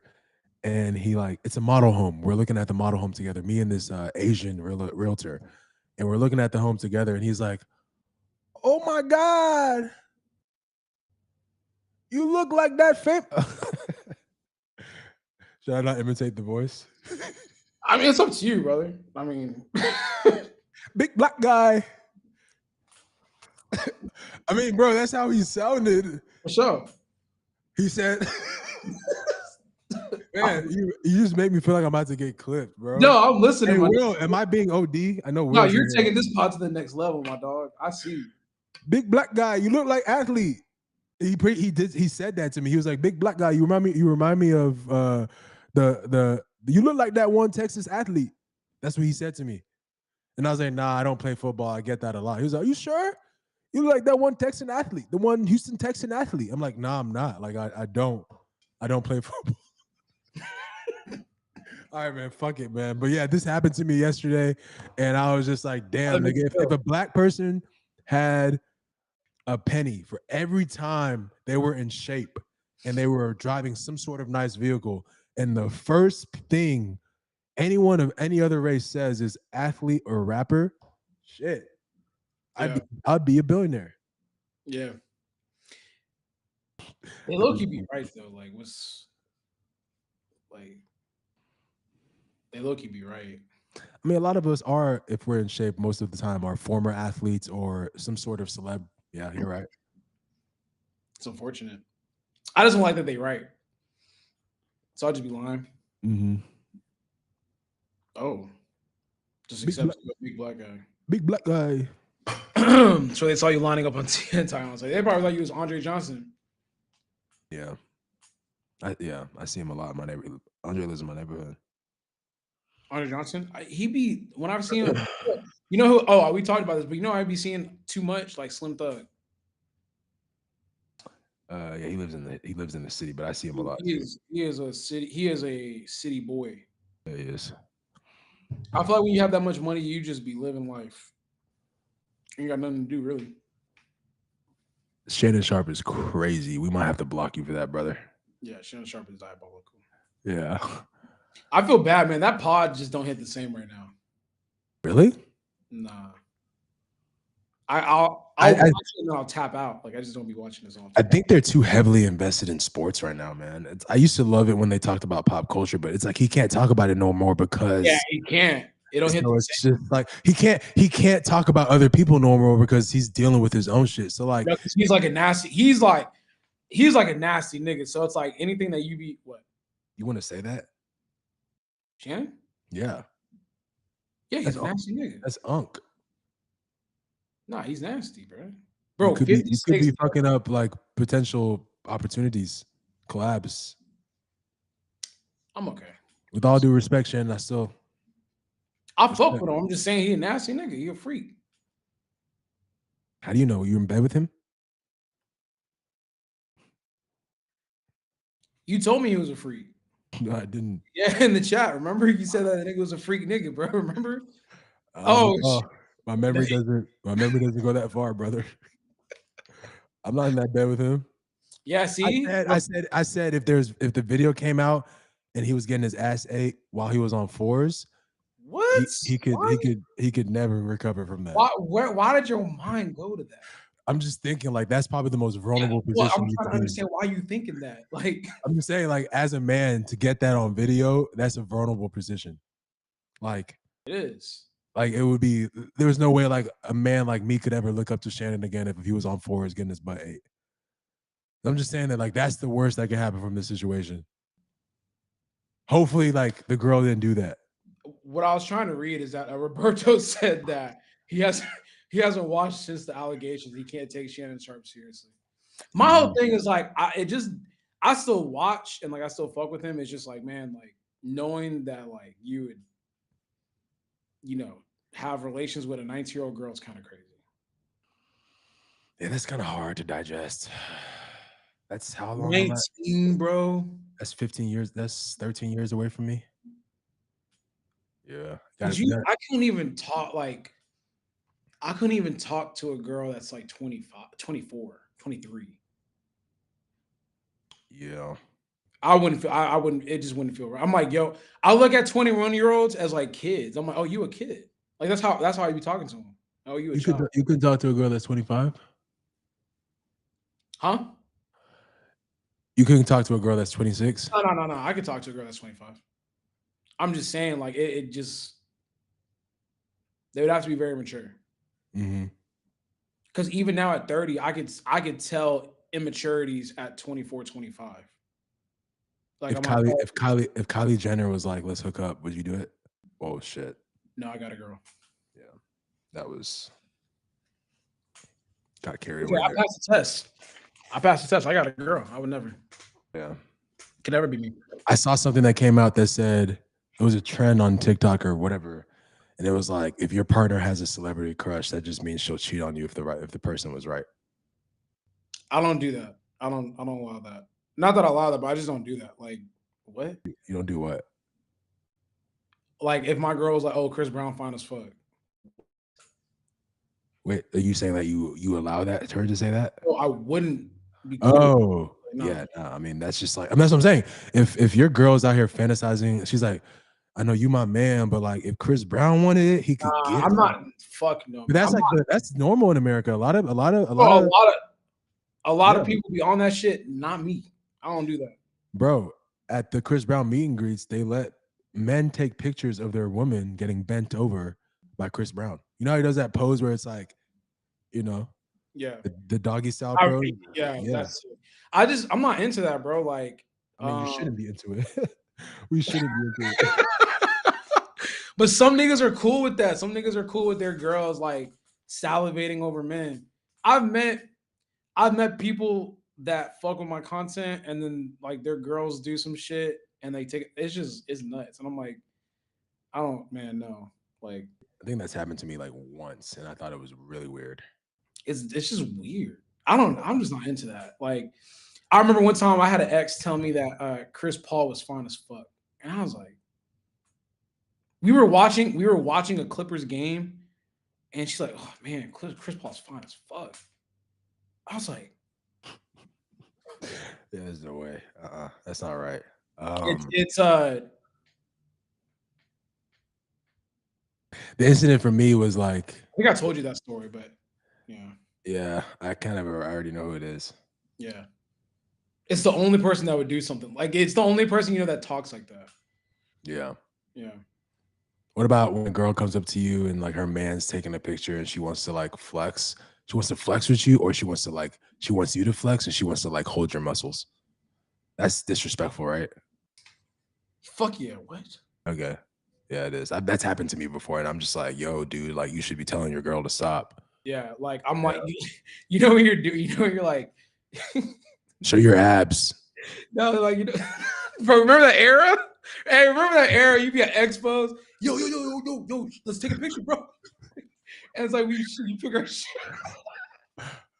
Yo, we've lived through some sick fucking eras, man. I mean, That is fucking sick. I mean, they're asking you're being asked to take a picture, and your first thought is to raise your shirt up. Crazy. That is sick. Nah, but like, yeah, I've been in situations where it's like, oh man, like me and my girl, like we fuck with your shit, and like it's like, oh, take a picture with my girl, and then I'm just like, bro, Yeah. this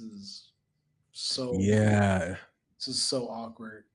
My girl really loves your stuff. Yeah, no, and then she's like, oh my god, like I'm so like I really like your shit. Da, da, da. I'm just like, or the one, bro, I've been in a position where like my girl really loves your stuff, and then she comes up and she's like, "Do you mind carrying me?" Out of respect, I do it, but it's like, nah. it's like, damn, where's your dignity? Would you? Nah, I'm obviously not.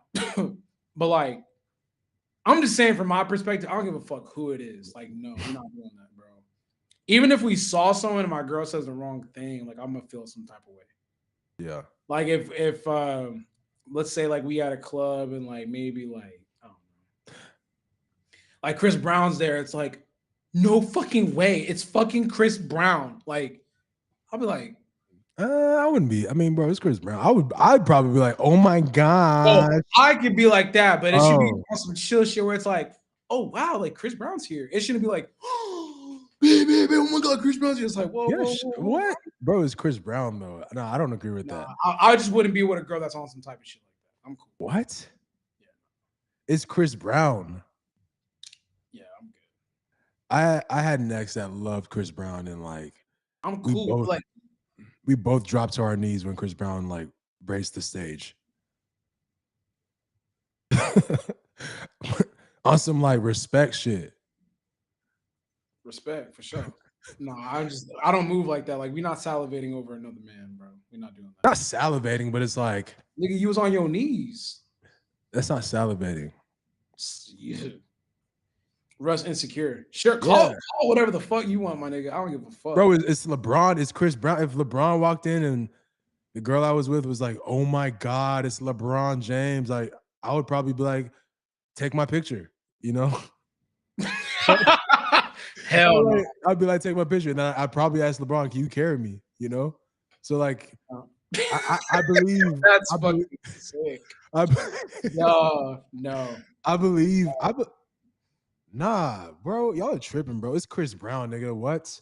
Nah. I'm saying, so look, I'm not saying you can't take a picture. I'm just saying the way you go about it gotta be a certain type of way. It'd be like, oh shit, that's Chris Brown. Hey, you think we should go up and say like what's up or whatever?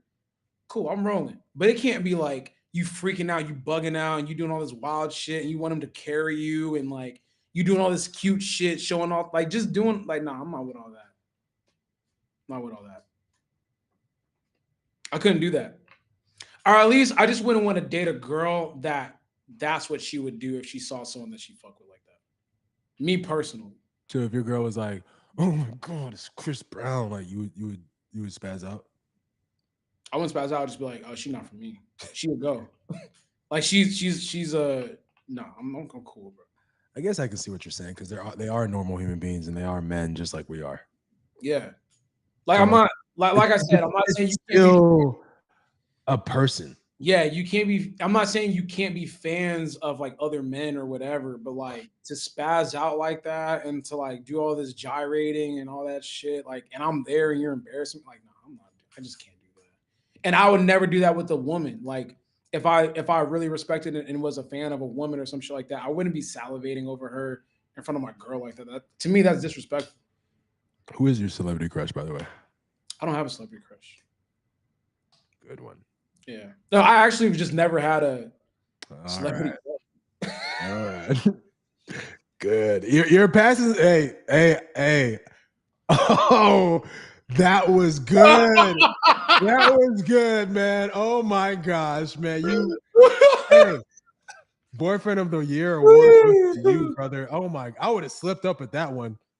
I would have slipped up. Hey.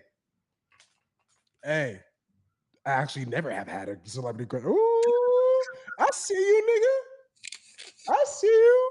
Oh man.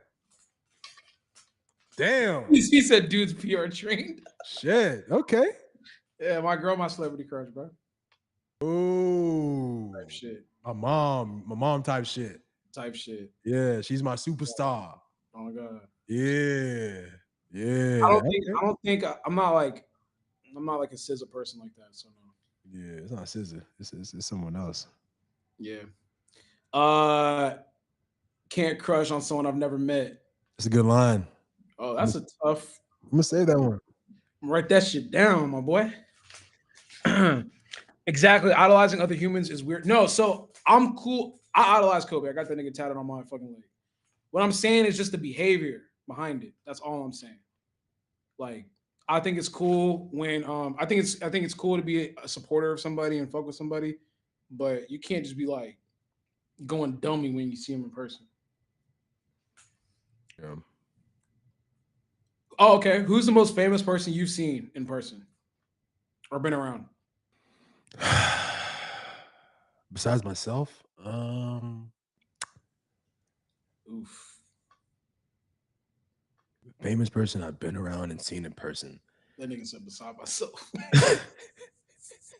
That shit. No, brother. That shit did not land, my nigga.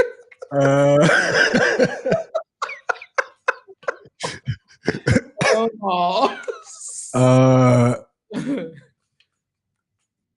I mean, shit.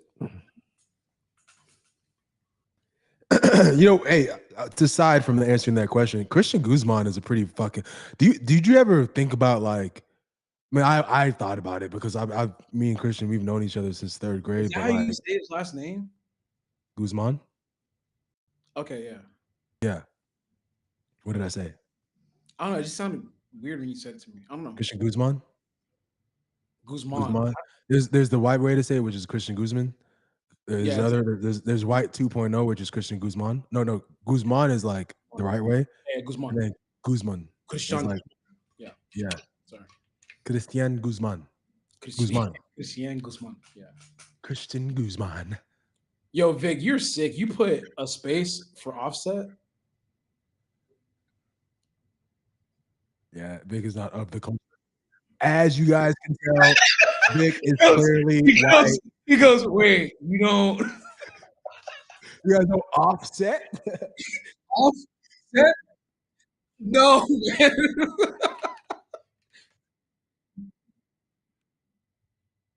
So CG, bro. So CG is a pretty famous motherfucker. Yeah, nigga. What?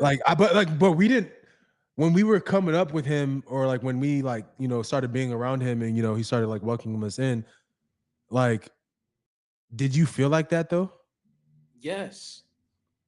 That's why I always give him, every year I send him a thank you text. Yeah. Because I honestly, man, a lot of us, I think anyone that was in his circle owes him a thank you every year. In my personal 100%. Yeah. Yeah. So not even on some like glazing shit or anything like that. I legit You can send him, glaze. It's okay. yeah. I mean, yeah, fuck it. I'm a glaze. Glaze free, nigga. As long as you wearing a condom. Glaze all you want. When you say stuff like that, it makes it really difficult now to continue like.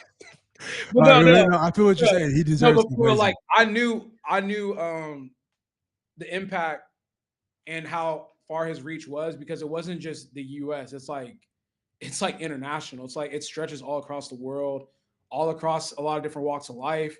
Like when Christian was at his peak, he was the fitness industry. Like all of it. Like all of it. Like and I don't even think this generation understands, because it was all on YouTube and Instagram. Like people don't understand that. So whenever we were coming up, we got a piece of that. If we were in his bubble. If you were in Christian's video for like 10 seconds, bro. And I'm not being like extra when I say this, it'll change your life. Like I'm being your life. At that era, at that point, that point, it was like if you were around him and you were featured in a video, or like maybe like you were part of like Alphalete or whatever, it could change your life if you played it right. And I always send him a thank you text, like at some point during the year, whether maybe his birthday or just like randomly. I'll be like, yo, man, I just want to say thank you so much for the opportunity you gave me. I appreciate you. Like, I still look at you as like my OG and all that kind of stuff, because bro, to this day, like niggas will come up to me like, yo, man, I remember when you used to be in Christian's videos and all that type of stuff. And like, that's how they found me. And I took it and did my own thing, but like it started with him first. Whenever that Alphalete video dropped, bro, whenever they announced that I was an athlete, I gained 20K followers in like an hour. Bro, yeah. Like on IG. And my YouTube everything took off. When the reason people don't understand this, but like I I started my trajectory whenever I made that video about me visiting Alphalete Gym. Remember the grand opening? Is it when you were hanging upside down like Spider-Man? No, not that shit. Uh. The grand opening. Remember, like when you invite, you're like, oh man, you need to come to the grand opening. You're the one that got me in there. I'm sorry. I'm like, Russ, you have squat videos at U of H Rec where you're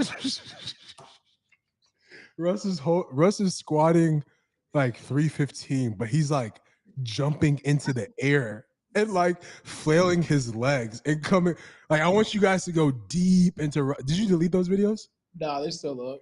Bro, scroll back to 2013, 2014 Russ videos. But anyways, I know what video you're talking about. Yeah. So like I remember that video. Me and Josh were whenever they made it, me and Josh went to go to Christian's office and we saw it by ourselves and like we both started crying. That was that one song by CeeLo Green. Yeah. No, not CeeLo Green. Everybody. Yeah, you can tell. Yeah. Isn't that his name, CeeLo Green? I don't think that was CeeLo Green. Was I'm it? the man, I'm the man, I'm the man. No, it was it wasn't. I don't think it was CeeLo though. I don't think Vic was born at that time.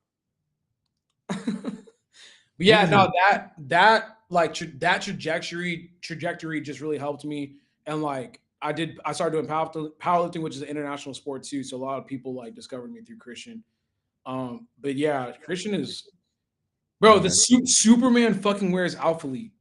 The new Superman nigga, he wears Alphalete. Monumental. Like it's just like random people that you would never like think know who he is, knows who he is. I don't even think Christian knows how. Yeah, I was about to say, man. Sometimes he'll text me on some like, you know, whatever normal stressful shit, business owner shit. I have to remind him, like, bro, like you're that nigga, bro. No, I'm saying it like that, but I'm like, bro, you're that dude. You know, you're that guy, dude. Yeah. Like, you know. Whenever Vice Gym was about to open, I had to tell him, I was like, man, fuck all that shit, man.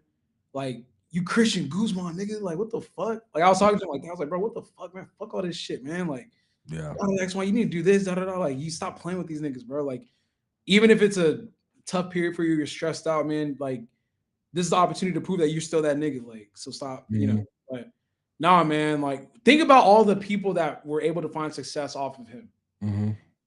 Me, you, Max to a certain, Max to a certain degree, kind of. Heidi was already Heidi before Christian, but that like both of them kind of augmented each other. Think about Derek with his businesses, Ashley with Dryer Events, Brandon, wise, shit, his other coaches, the athletes that are signed by Alphalete, like, yeah, man, if you play your cards right, you do it right, like you can have a lot of success. Javon too, like video wise, like a lot of shit, bro. A lot of people.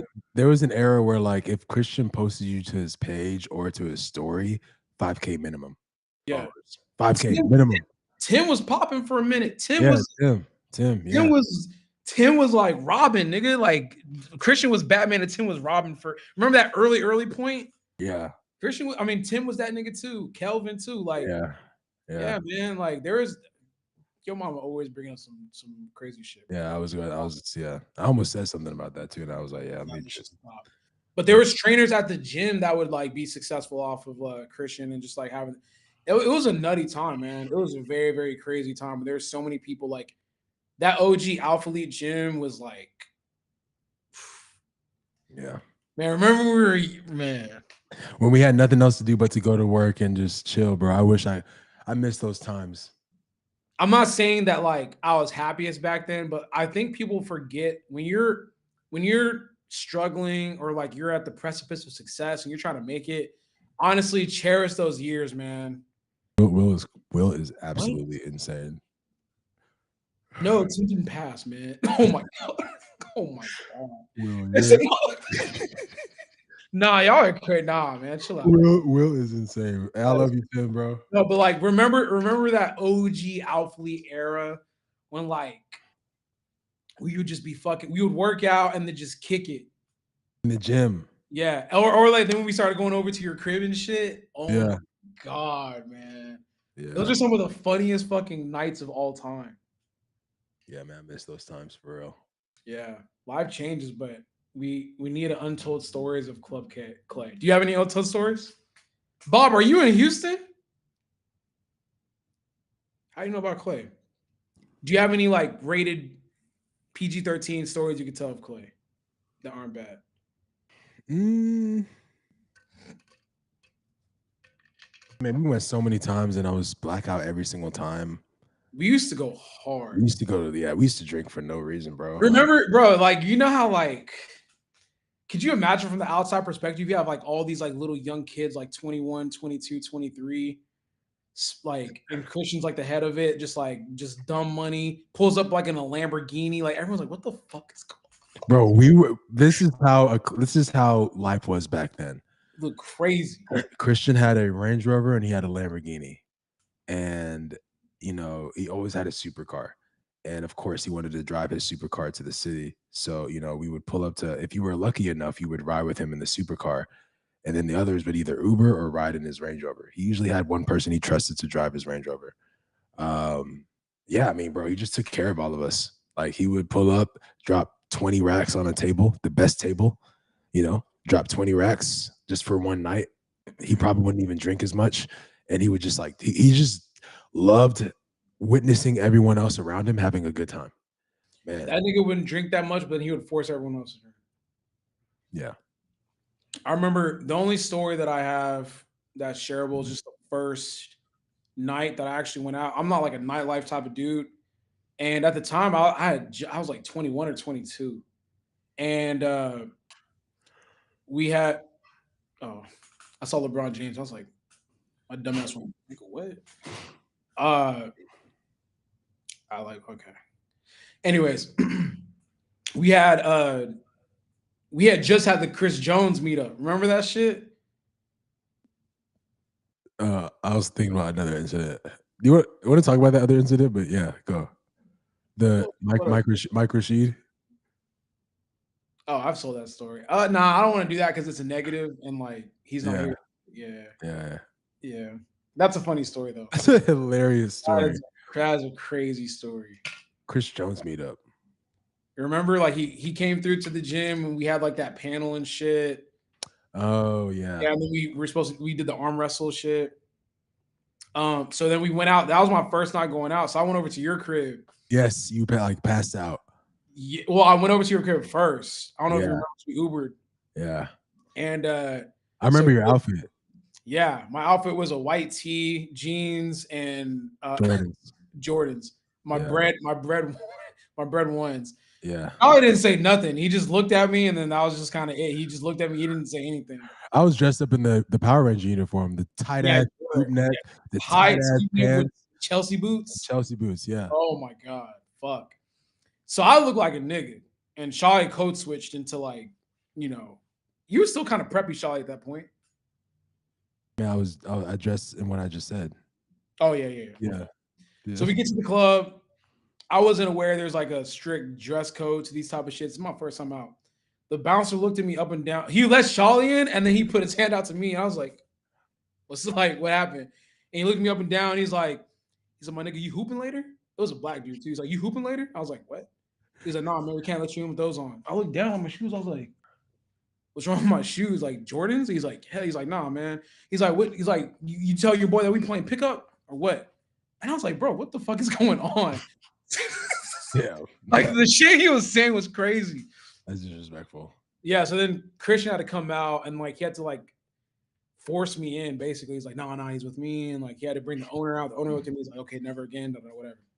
So then we get in, and then basically I get so blackout drunk. The only thing I remember is like laying on a girl's lap, and then they carried me. I think y'all carried me out, and we got on the Uber.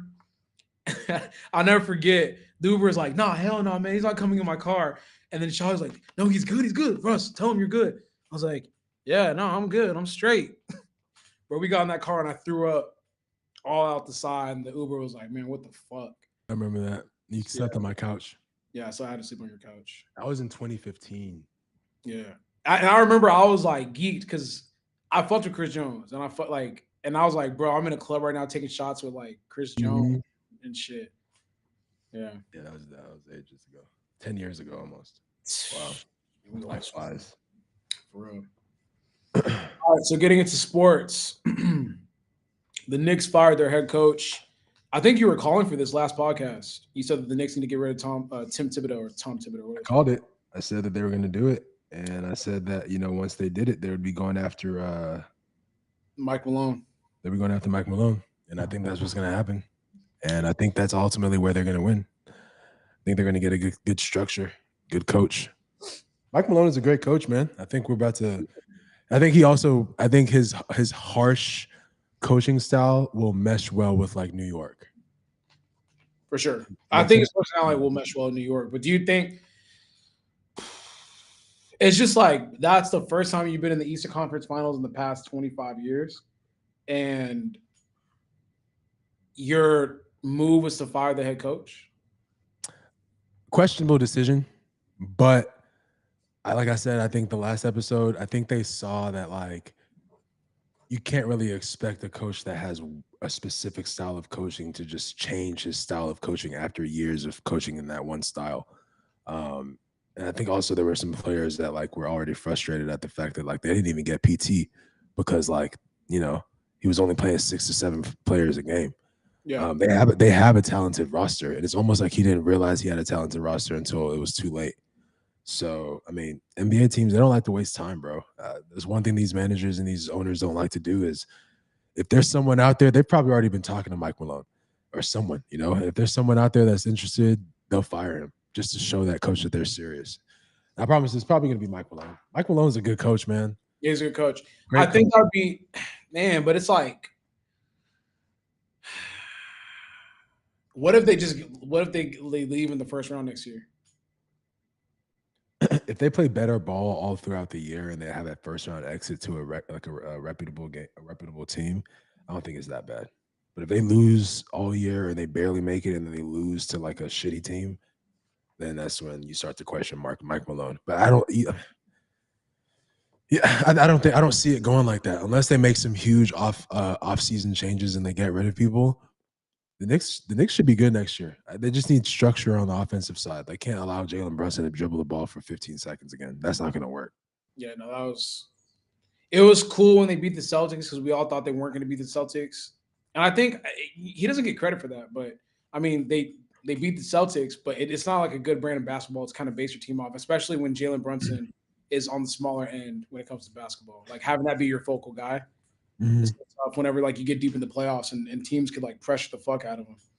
There were moments where I forgot that Anunoby could score, I forgot Mikal Bridges could score, and I forgot Josh Hart could score because like all they did was kind of contribute to. Well, Josh Hart can't really score. Yeah, he's like a 6'4" Draymond Green. Yeah, probably a little shorter, but yeah, yeah. There were just moments where I forgot that other members of their team could score because Jalen Brunson took up the ball like 80% of the time, Yeah. Yeah, we'll see how that plays out. Honestly, I'm like more of like a long-term type of guy, so I think Mark Jackson next hit. No. Mark Jackson is basically banned from the NBA. He's done. He said some said some wild stuff on live. When he said what he said, I was like, oh, he's cooked. Did he say something like someone's mom? No. He basically the reason why he doesn't have an NBA job anymore is because he made a comment about like gays, I think.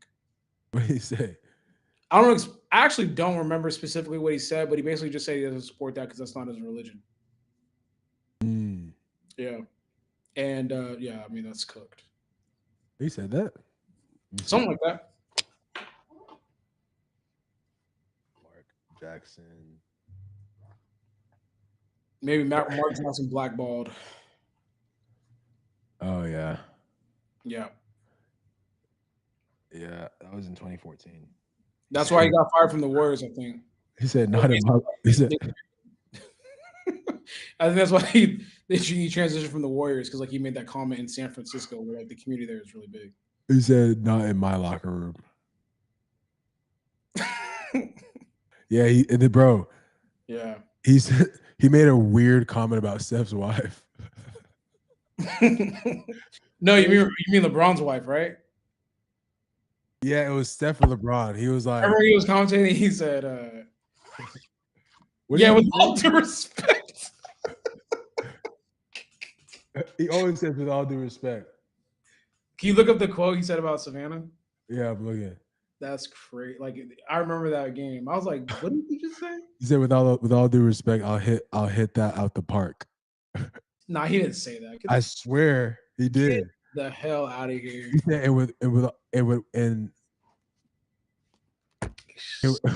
was like, and I would hit her out the park, no question. With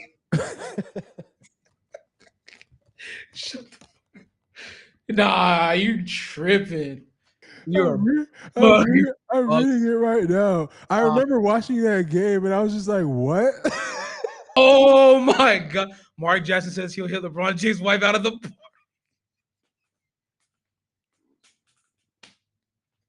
Oh my god. Keep that nigga off the NBA teams, bro.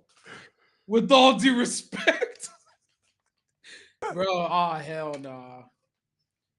Your mama favorite trip and Mark Jackson and Carl Towns wouldn't get along. That's crazy.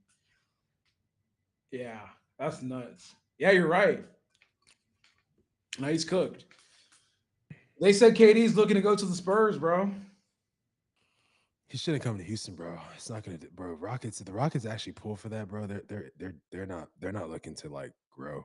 You know, I don't think there's nothing there's nothing positive that comes to that. And honestly, you guys shouldn't want that. I'm not gonna lie to you guys.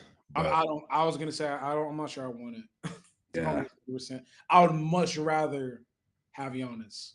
he becomes exactly. He becomes like at this era of at this stage in his career, he's like he's more of like like not even a placeholder on the court. If anything, he slows up your offense. Like he disrupts the flow, in my opinion. I don't know. It's kind of hard to put a tag on KD's game today. It's weird. Like it's honestly it's one of the most weird things that I've seen in the NBA. He could still honestly, I think he could still average like 30. 26. Yeah. No, I think if he was aggressive, which like he's never been an aggressive type of scorer, he could average 30. But like it just looks it doesn't feel like it affects anything. It's almost like he's just outdated, right? I don't know why. It just doesn't feel it's weird like cuz it's actually the opposite of what you said. You said that he does it slows it he gets his shots within the offense. Like he could get a quick pass and then like maybe he's in the paint and instead of passing out he just take the jumper. True. It's going to be wet. But it doesn't feel like it makes a difference like when it comes to winning or it's yeah, weird. That's a good way to put it. And Austin Rivers also said something the other day like the basketball is slowly moving away from like ISO ball. It's like pass, shoot, pass, cut, shoot, like pass, like fast break, defense, turnover, fast break. Like it's slowly moving away from like ISO ball. You have to have a special type of game to play ISO ball now in today's league. It's weird because he doesn't even I don't even think he plays ISO ball. When you watch him play, it's very quick decisions. He doesn't hold it. He doesn't do anything. If he doesn't like his shot, he just passes it. As he's gotten older, yes. Yeah, it just looks weird. I don't know. But yeah, when he was younger, definitely more ISO ball. He used to have a mean crossover for someone his height. Yeah, that's what made him so special. It's like, how's a 7-foot nigga gotta have a fucking mean crossover? I'm like, damn. Mean crossover. Remember when Russ and Kevin were it's like just 1-2. Just 1-2. Man. If Russ wasn't hitting, then it's like, all right, we're gonna switch over to KD. KD used to have a mean crossover, bro. Dumb crossover. Like that shit was crazy to watch. I don't want that nigga on the Spurs. I ain't gonna lie. I don't want that on the Spurs. I don't want him on the Rockets. And I'm not even a Rockets fan. I just think that like that doesn't help the Rockets. I think Giannis helps the Rockets. Giannis is gonna help whatever team he goes to. But I think I need to go to a fucking Spurs game next year for sure. Like I need to catch Wemby and see what that looks like in real life. Yeah. Danny Ainge promotes his son Austin Ainge to president of basketball operations for the Utah Jazz. Thoughts on nepotism? Thoughts of nepotism in general? Yeah.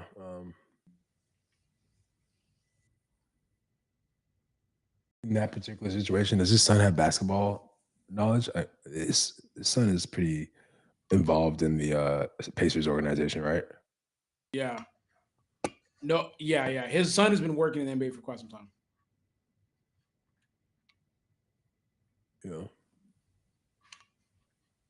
I mean, what are your If, thoughts? if you had a son, would you give him?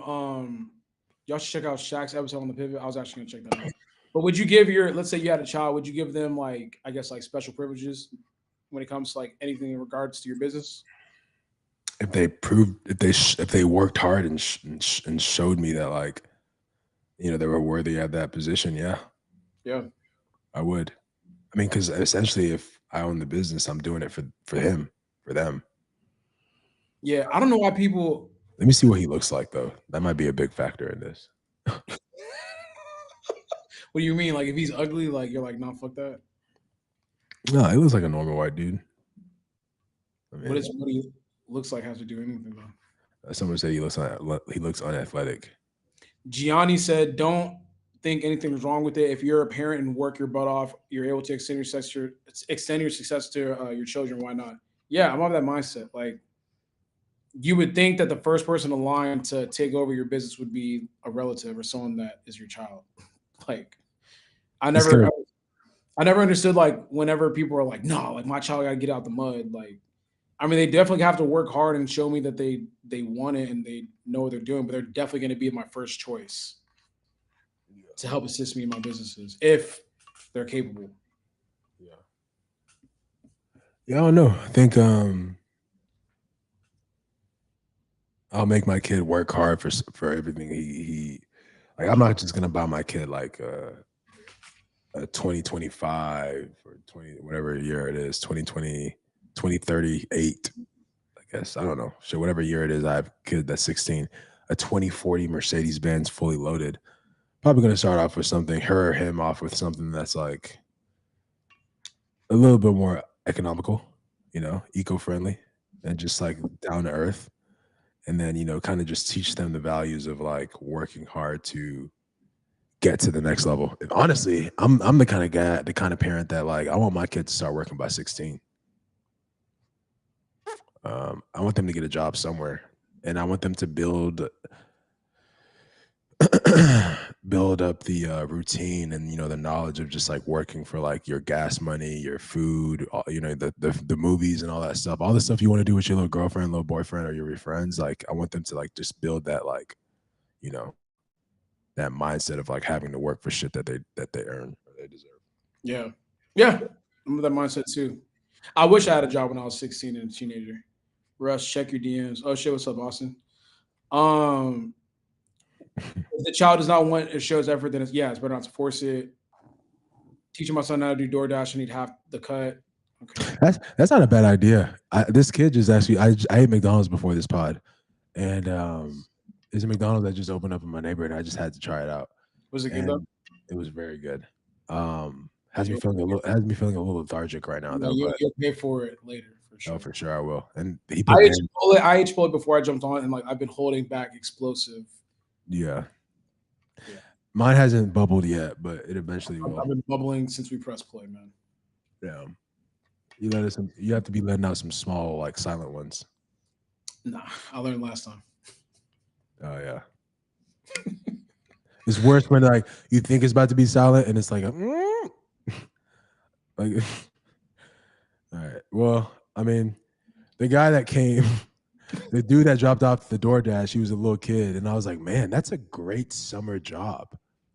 Like if you're a 16-year-old high schooler, and I don't think so.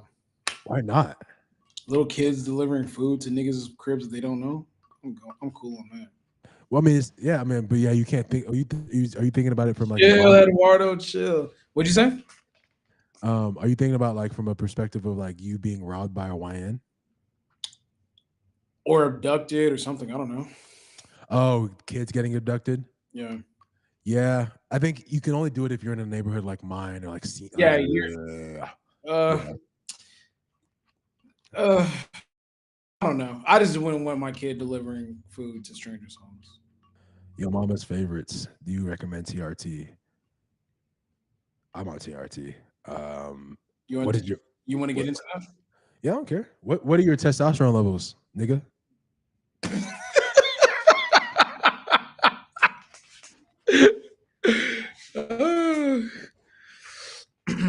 when I went to the bathroom. Yeah, I could have sworn it was on mute when I did that. Hey, this hoe been popping too, by the way.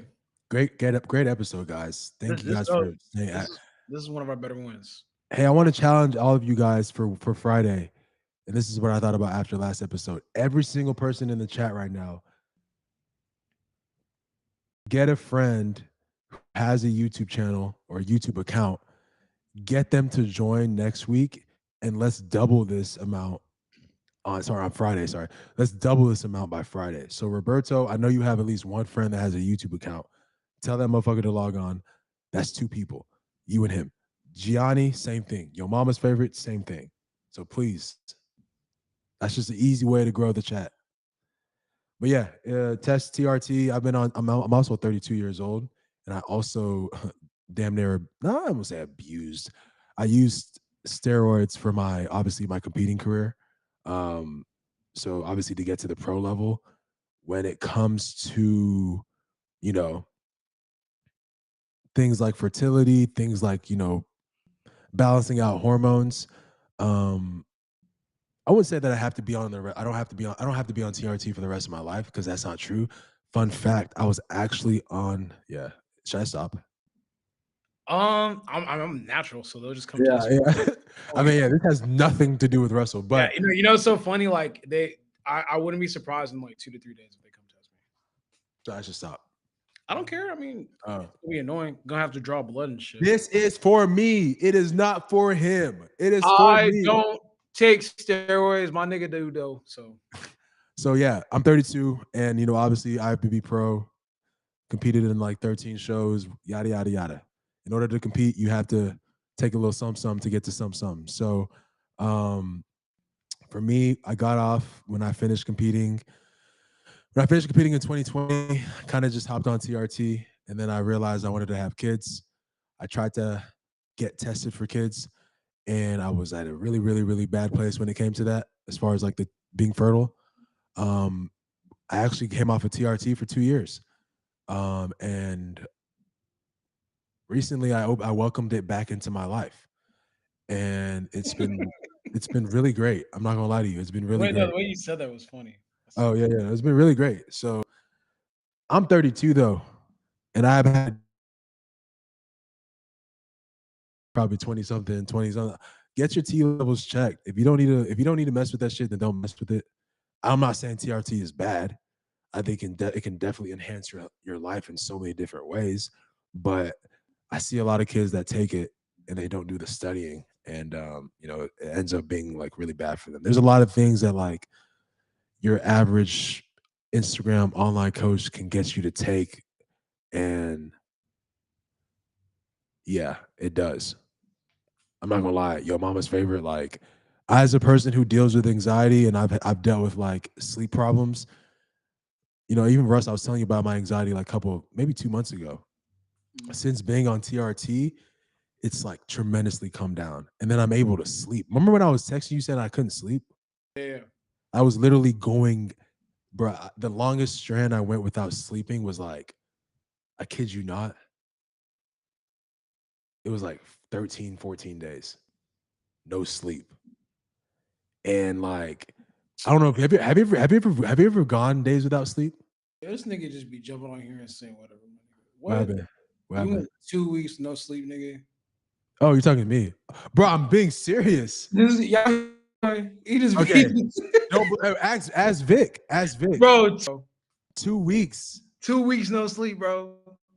I mean, maybe Vic is the wrong person to ask, but you can ask my homie Chris. Like, I literally was not sleeping, bro. I wasn't sleeping. I feel you. You weren't sleeping because you weren't getting good sleep. Want me to actually tell you what happened? Sure, we here talking. This could be. I mean, how many more topics do we have? We could end it on this because honestly, we had 2:30 damn near. This is a really good one. So what happened? So let me just tell you guys what happened. What? Bob goes, Shaw, you'd be expired. All right, man. Y'all about to listen. Okay. All right, we're here. I'm about to school you young niggas. We're a family. Let's listen. Hey. Oh, no. I was never mind. I'm about to let you guys. I'm gonna school you guys up. Oh shit! Now I'm talking about steroids. We got 40 niggas in here. Damn. Oh shit! New record. Droid. Fuck. This is a safe space for us, man. Let's talk about it. So hey, I was on fertility medication for 2 years straight. Let's say 1.5 years. I was with a really reputable doctor in Houston. He knew what he was talking about. I was on HCG, and I was also taking, at one point I was taking Clomid, and then I stopped taking Clomid, and I switched over to ACG. ACG is essentially like what they inject. ACG is also used in women too, but it's also used in men for fertility as well. I was injecting ACG in my stomach for like a year straight. And eventually, you know, it got to a point where like the ACG wasn't really working on me. Or I mean, it was working on me, but it wasn't as effective. And then also, ACG is also a natural estrogen booster. Like it drives your E2 through the roof. So I had like severe high estrogen, which leads to like so many different things: emotional, mood swings, crying easily, just really emotional. So my doctor that I was with at the time, he put me on a drug, anastrozole. Anastrozole is an AI. Um, yeah, ACG is also a pregnancy hormone too. So women use it for pregnancy, and funny enough, men use it to get women pregnant. So he put me on anastrozole. Anastrozole is a drug that you take once a week, or technically you're supposed to take it when you have symptoms of like high estrogen, which I was. My doctor prescribed it to me stupidly once a week for 3 months. Anastrozole is a very strong drug to where like you can take it for 1 or 2 times and it does its job and you don't need to take it anymore. I didn't know that. So I was taking it once a week for 3 months straight. That shit crashed my estrogen levels so bad. And I want you guys to look this up after we get out. While we're on this thing, or when we get off. AI as an Indian, that's funny. AI means aromatase. I can't say the word. Aromatase inhibitor. So it prevents testosterone from aromatizing into estrogen. So I took an AI, a very, very strong AI, anastrozole, for 1 milligram of it once a week for 3 months straight. By the third month, my E2 levels were so crashed. E2, Russ, is what correlates to sleep. If your E2 levels are out of whack or out of sync, you can't sleep. You have severe anxiety, severe depression. Bro, I don't wish low E2 on my worst enemy. That's like the worst place to be in. Like, I'm not gonna lie, I was the most depressed human being, and I could not figure out why I was so depressed. I couldn't sleep. I was always anxious, mental fog, brain, everything was just fucking horrible. The thing is, Roberto, I've never had gyno in my entire life. I didn't need to be taking an AI. I took it, and then I finally realized that the reason why I was feeling like shit and I wasn't sleeping was the AI. So after that, I went to my doctor and I kind of just went off on him about, prescribing me such a strong drug for 3 months. And he quickly put me back on TRT. And it's been about 6-7 weeks of TRT. And man, like, to compare now to 7 weeks ago, bro, oof. There were moments, I mean, I know it's men's mental health month, but I feel like I should say this. There were moments where I was at low E2 that I literally thought that I was gearing towards suicide. Like, I really thought I was gearing towards suicide because I wasn't sleeping, Russ. Mm-hmm. Like, when you go days without sleeping, bro, it starts to fuck with your mind. You start to see things, you start to hallucinate, you start to you get really paranoid with like weird things, like shit just starts to like change. So I say all this to say, going back to the person that asked me about TRT is very beneficial, definitely for mental health, physical health, emotional, all that shit. Switch like great, like that was an aggressive like. Oh yeah, no, it's very beneficial, but my point is, my point is that like, if you're gonna take that shit, just make sure you have a good doctor and make sure that you know what you're doing, and make sure you get your blood levels checked, and make sure you have a good doctor. There's a bunch of kids that pop AIs. I just told you guys what AIs did to me. There's a bunch of kids that pop AIs like they're candy, and you wonder why these kids are committing suicide that are bodybuilders. They're taking AI to stay super dry and stay super lean, and also obviously keep the estrogen levels down. but they're not realizing that there's a whole other dangerous side effect that's killing their body, killing their hormones. So, yeah, I had no clue about any of that shit, bro. yeah. This nigga be fighting silent wars. You have no clue. Look up AIs, bro. Look up AIs, bro. That shit is not a joke, bro. I even told Vic. He goes, damn, now I don't want to take drugs. After all that, the nigga goes, yeah, no, but TRT is No. good. The TRT, the thing is, your mama's favorite. I wasn't on TRT for 2 years. I've taken TRT, except for those 2 years that I was off. I've been on TRT. Kid you guys, kid you not, guys. What? What? Bob is funny, nigga. He goes, glad he made it through the struggle, bro, but you trust that doctor. You know what's funny? My therapist was like, she was like, "Why would you ever go back to that doctor?" Bro, when you said that, I was like, he's like, then I went up with my doctor, then he prescribed me TRT, and I'm like, the same doctor, my nigga? Like, So because I'm studied up on this shit. I've been doing this for like, 10 years plus, 12 years now. So like I know that TRT is the automatic mood enhancer, mood booster, emotional booster, strength booster, all that. TRT is essentially like a superhero serum that like if you feel like this, it'll make you feel like this. super No matter that's huh? what I call it. I call it a super soldier serum. It's super soldier serum. Yeah, like any actor or celebrity that wants to buff up for a show or a movie, like Michael B. Jordan, I'm sure they all take that shit just to like get right for a show. I mean, look at Chris Hemsworth, perfect example. He running on That TRT. nigga is He'll be on, small. He'll be like not small, but he'll be like a little bit lean. And then when it's time to be Thor, bro, turns into a different beast. I'm gonna be bricked up. Same thing with Hugh Jackman. Exactly. That nigga's 100 years old, but still ripped like a motherfucker, bro. And I can't sit here and say that they're abusing it and all that stuff because I don't know what they're. Just use it just to kind of like get ready for a role or some shit like yeah, and it's not abusing if you're taking it the right way. There's a lot of men that I work out with on a daily basis at my little gym in Houston that I know that they're on TRT because they're just under the right supervision of an actual good fertility doctor. One thing that I'll say is that like if you have a fertility doctor that only sees you once every 3 months and you're going through a drastic medication change, that's just probably not the best way to go about this. You definitely need to be checked up on more frequently. Yeah. I always tell people just don't do it, bro. If you're not gonna be I didn't know you were that researched about it, but like just don't do it. I think a lot of people they want to do things, but they don't do their own research about it and they end up fucking their whole lives up and they don't know what happened. So I just tell people if you're not gonna be like super diligent about it and you don't just don't fucking do it. Like I agree with that, but I also know that hypogonadism exists in a lot of men worldwide. So hypogonadism, which is like, when you get to the age of like 28 to 30, a lot of men experience like rapidly declining testosterone levels. mm-hmm. And the testosterone gauge is 400 to like I think 400 to 1200. That's what you want to be to like be in good standing. Mm-hmm. At one point when I finished my show, this is another real-time story for you guys. When I finished competing wrestle, like your testosterone as a healthy natural male probably is around 600, 800. Who knows? Around that. You're probably closer to 800. 700, 800.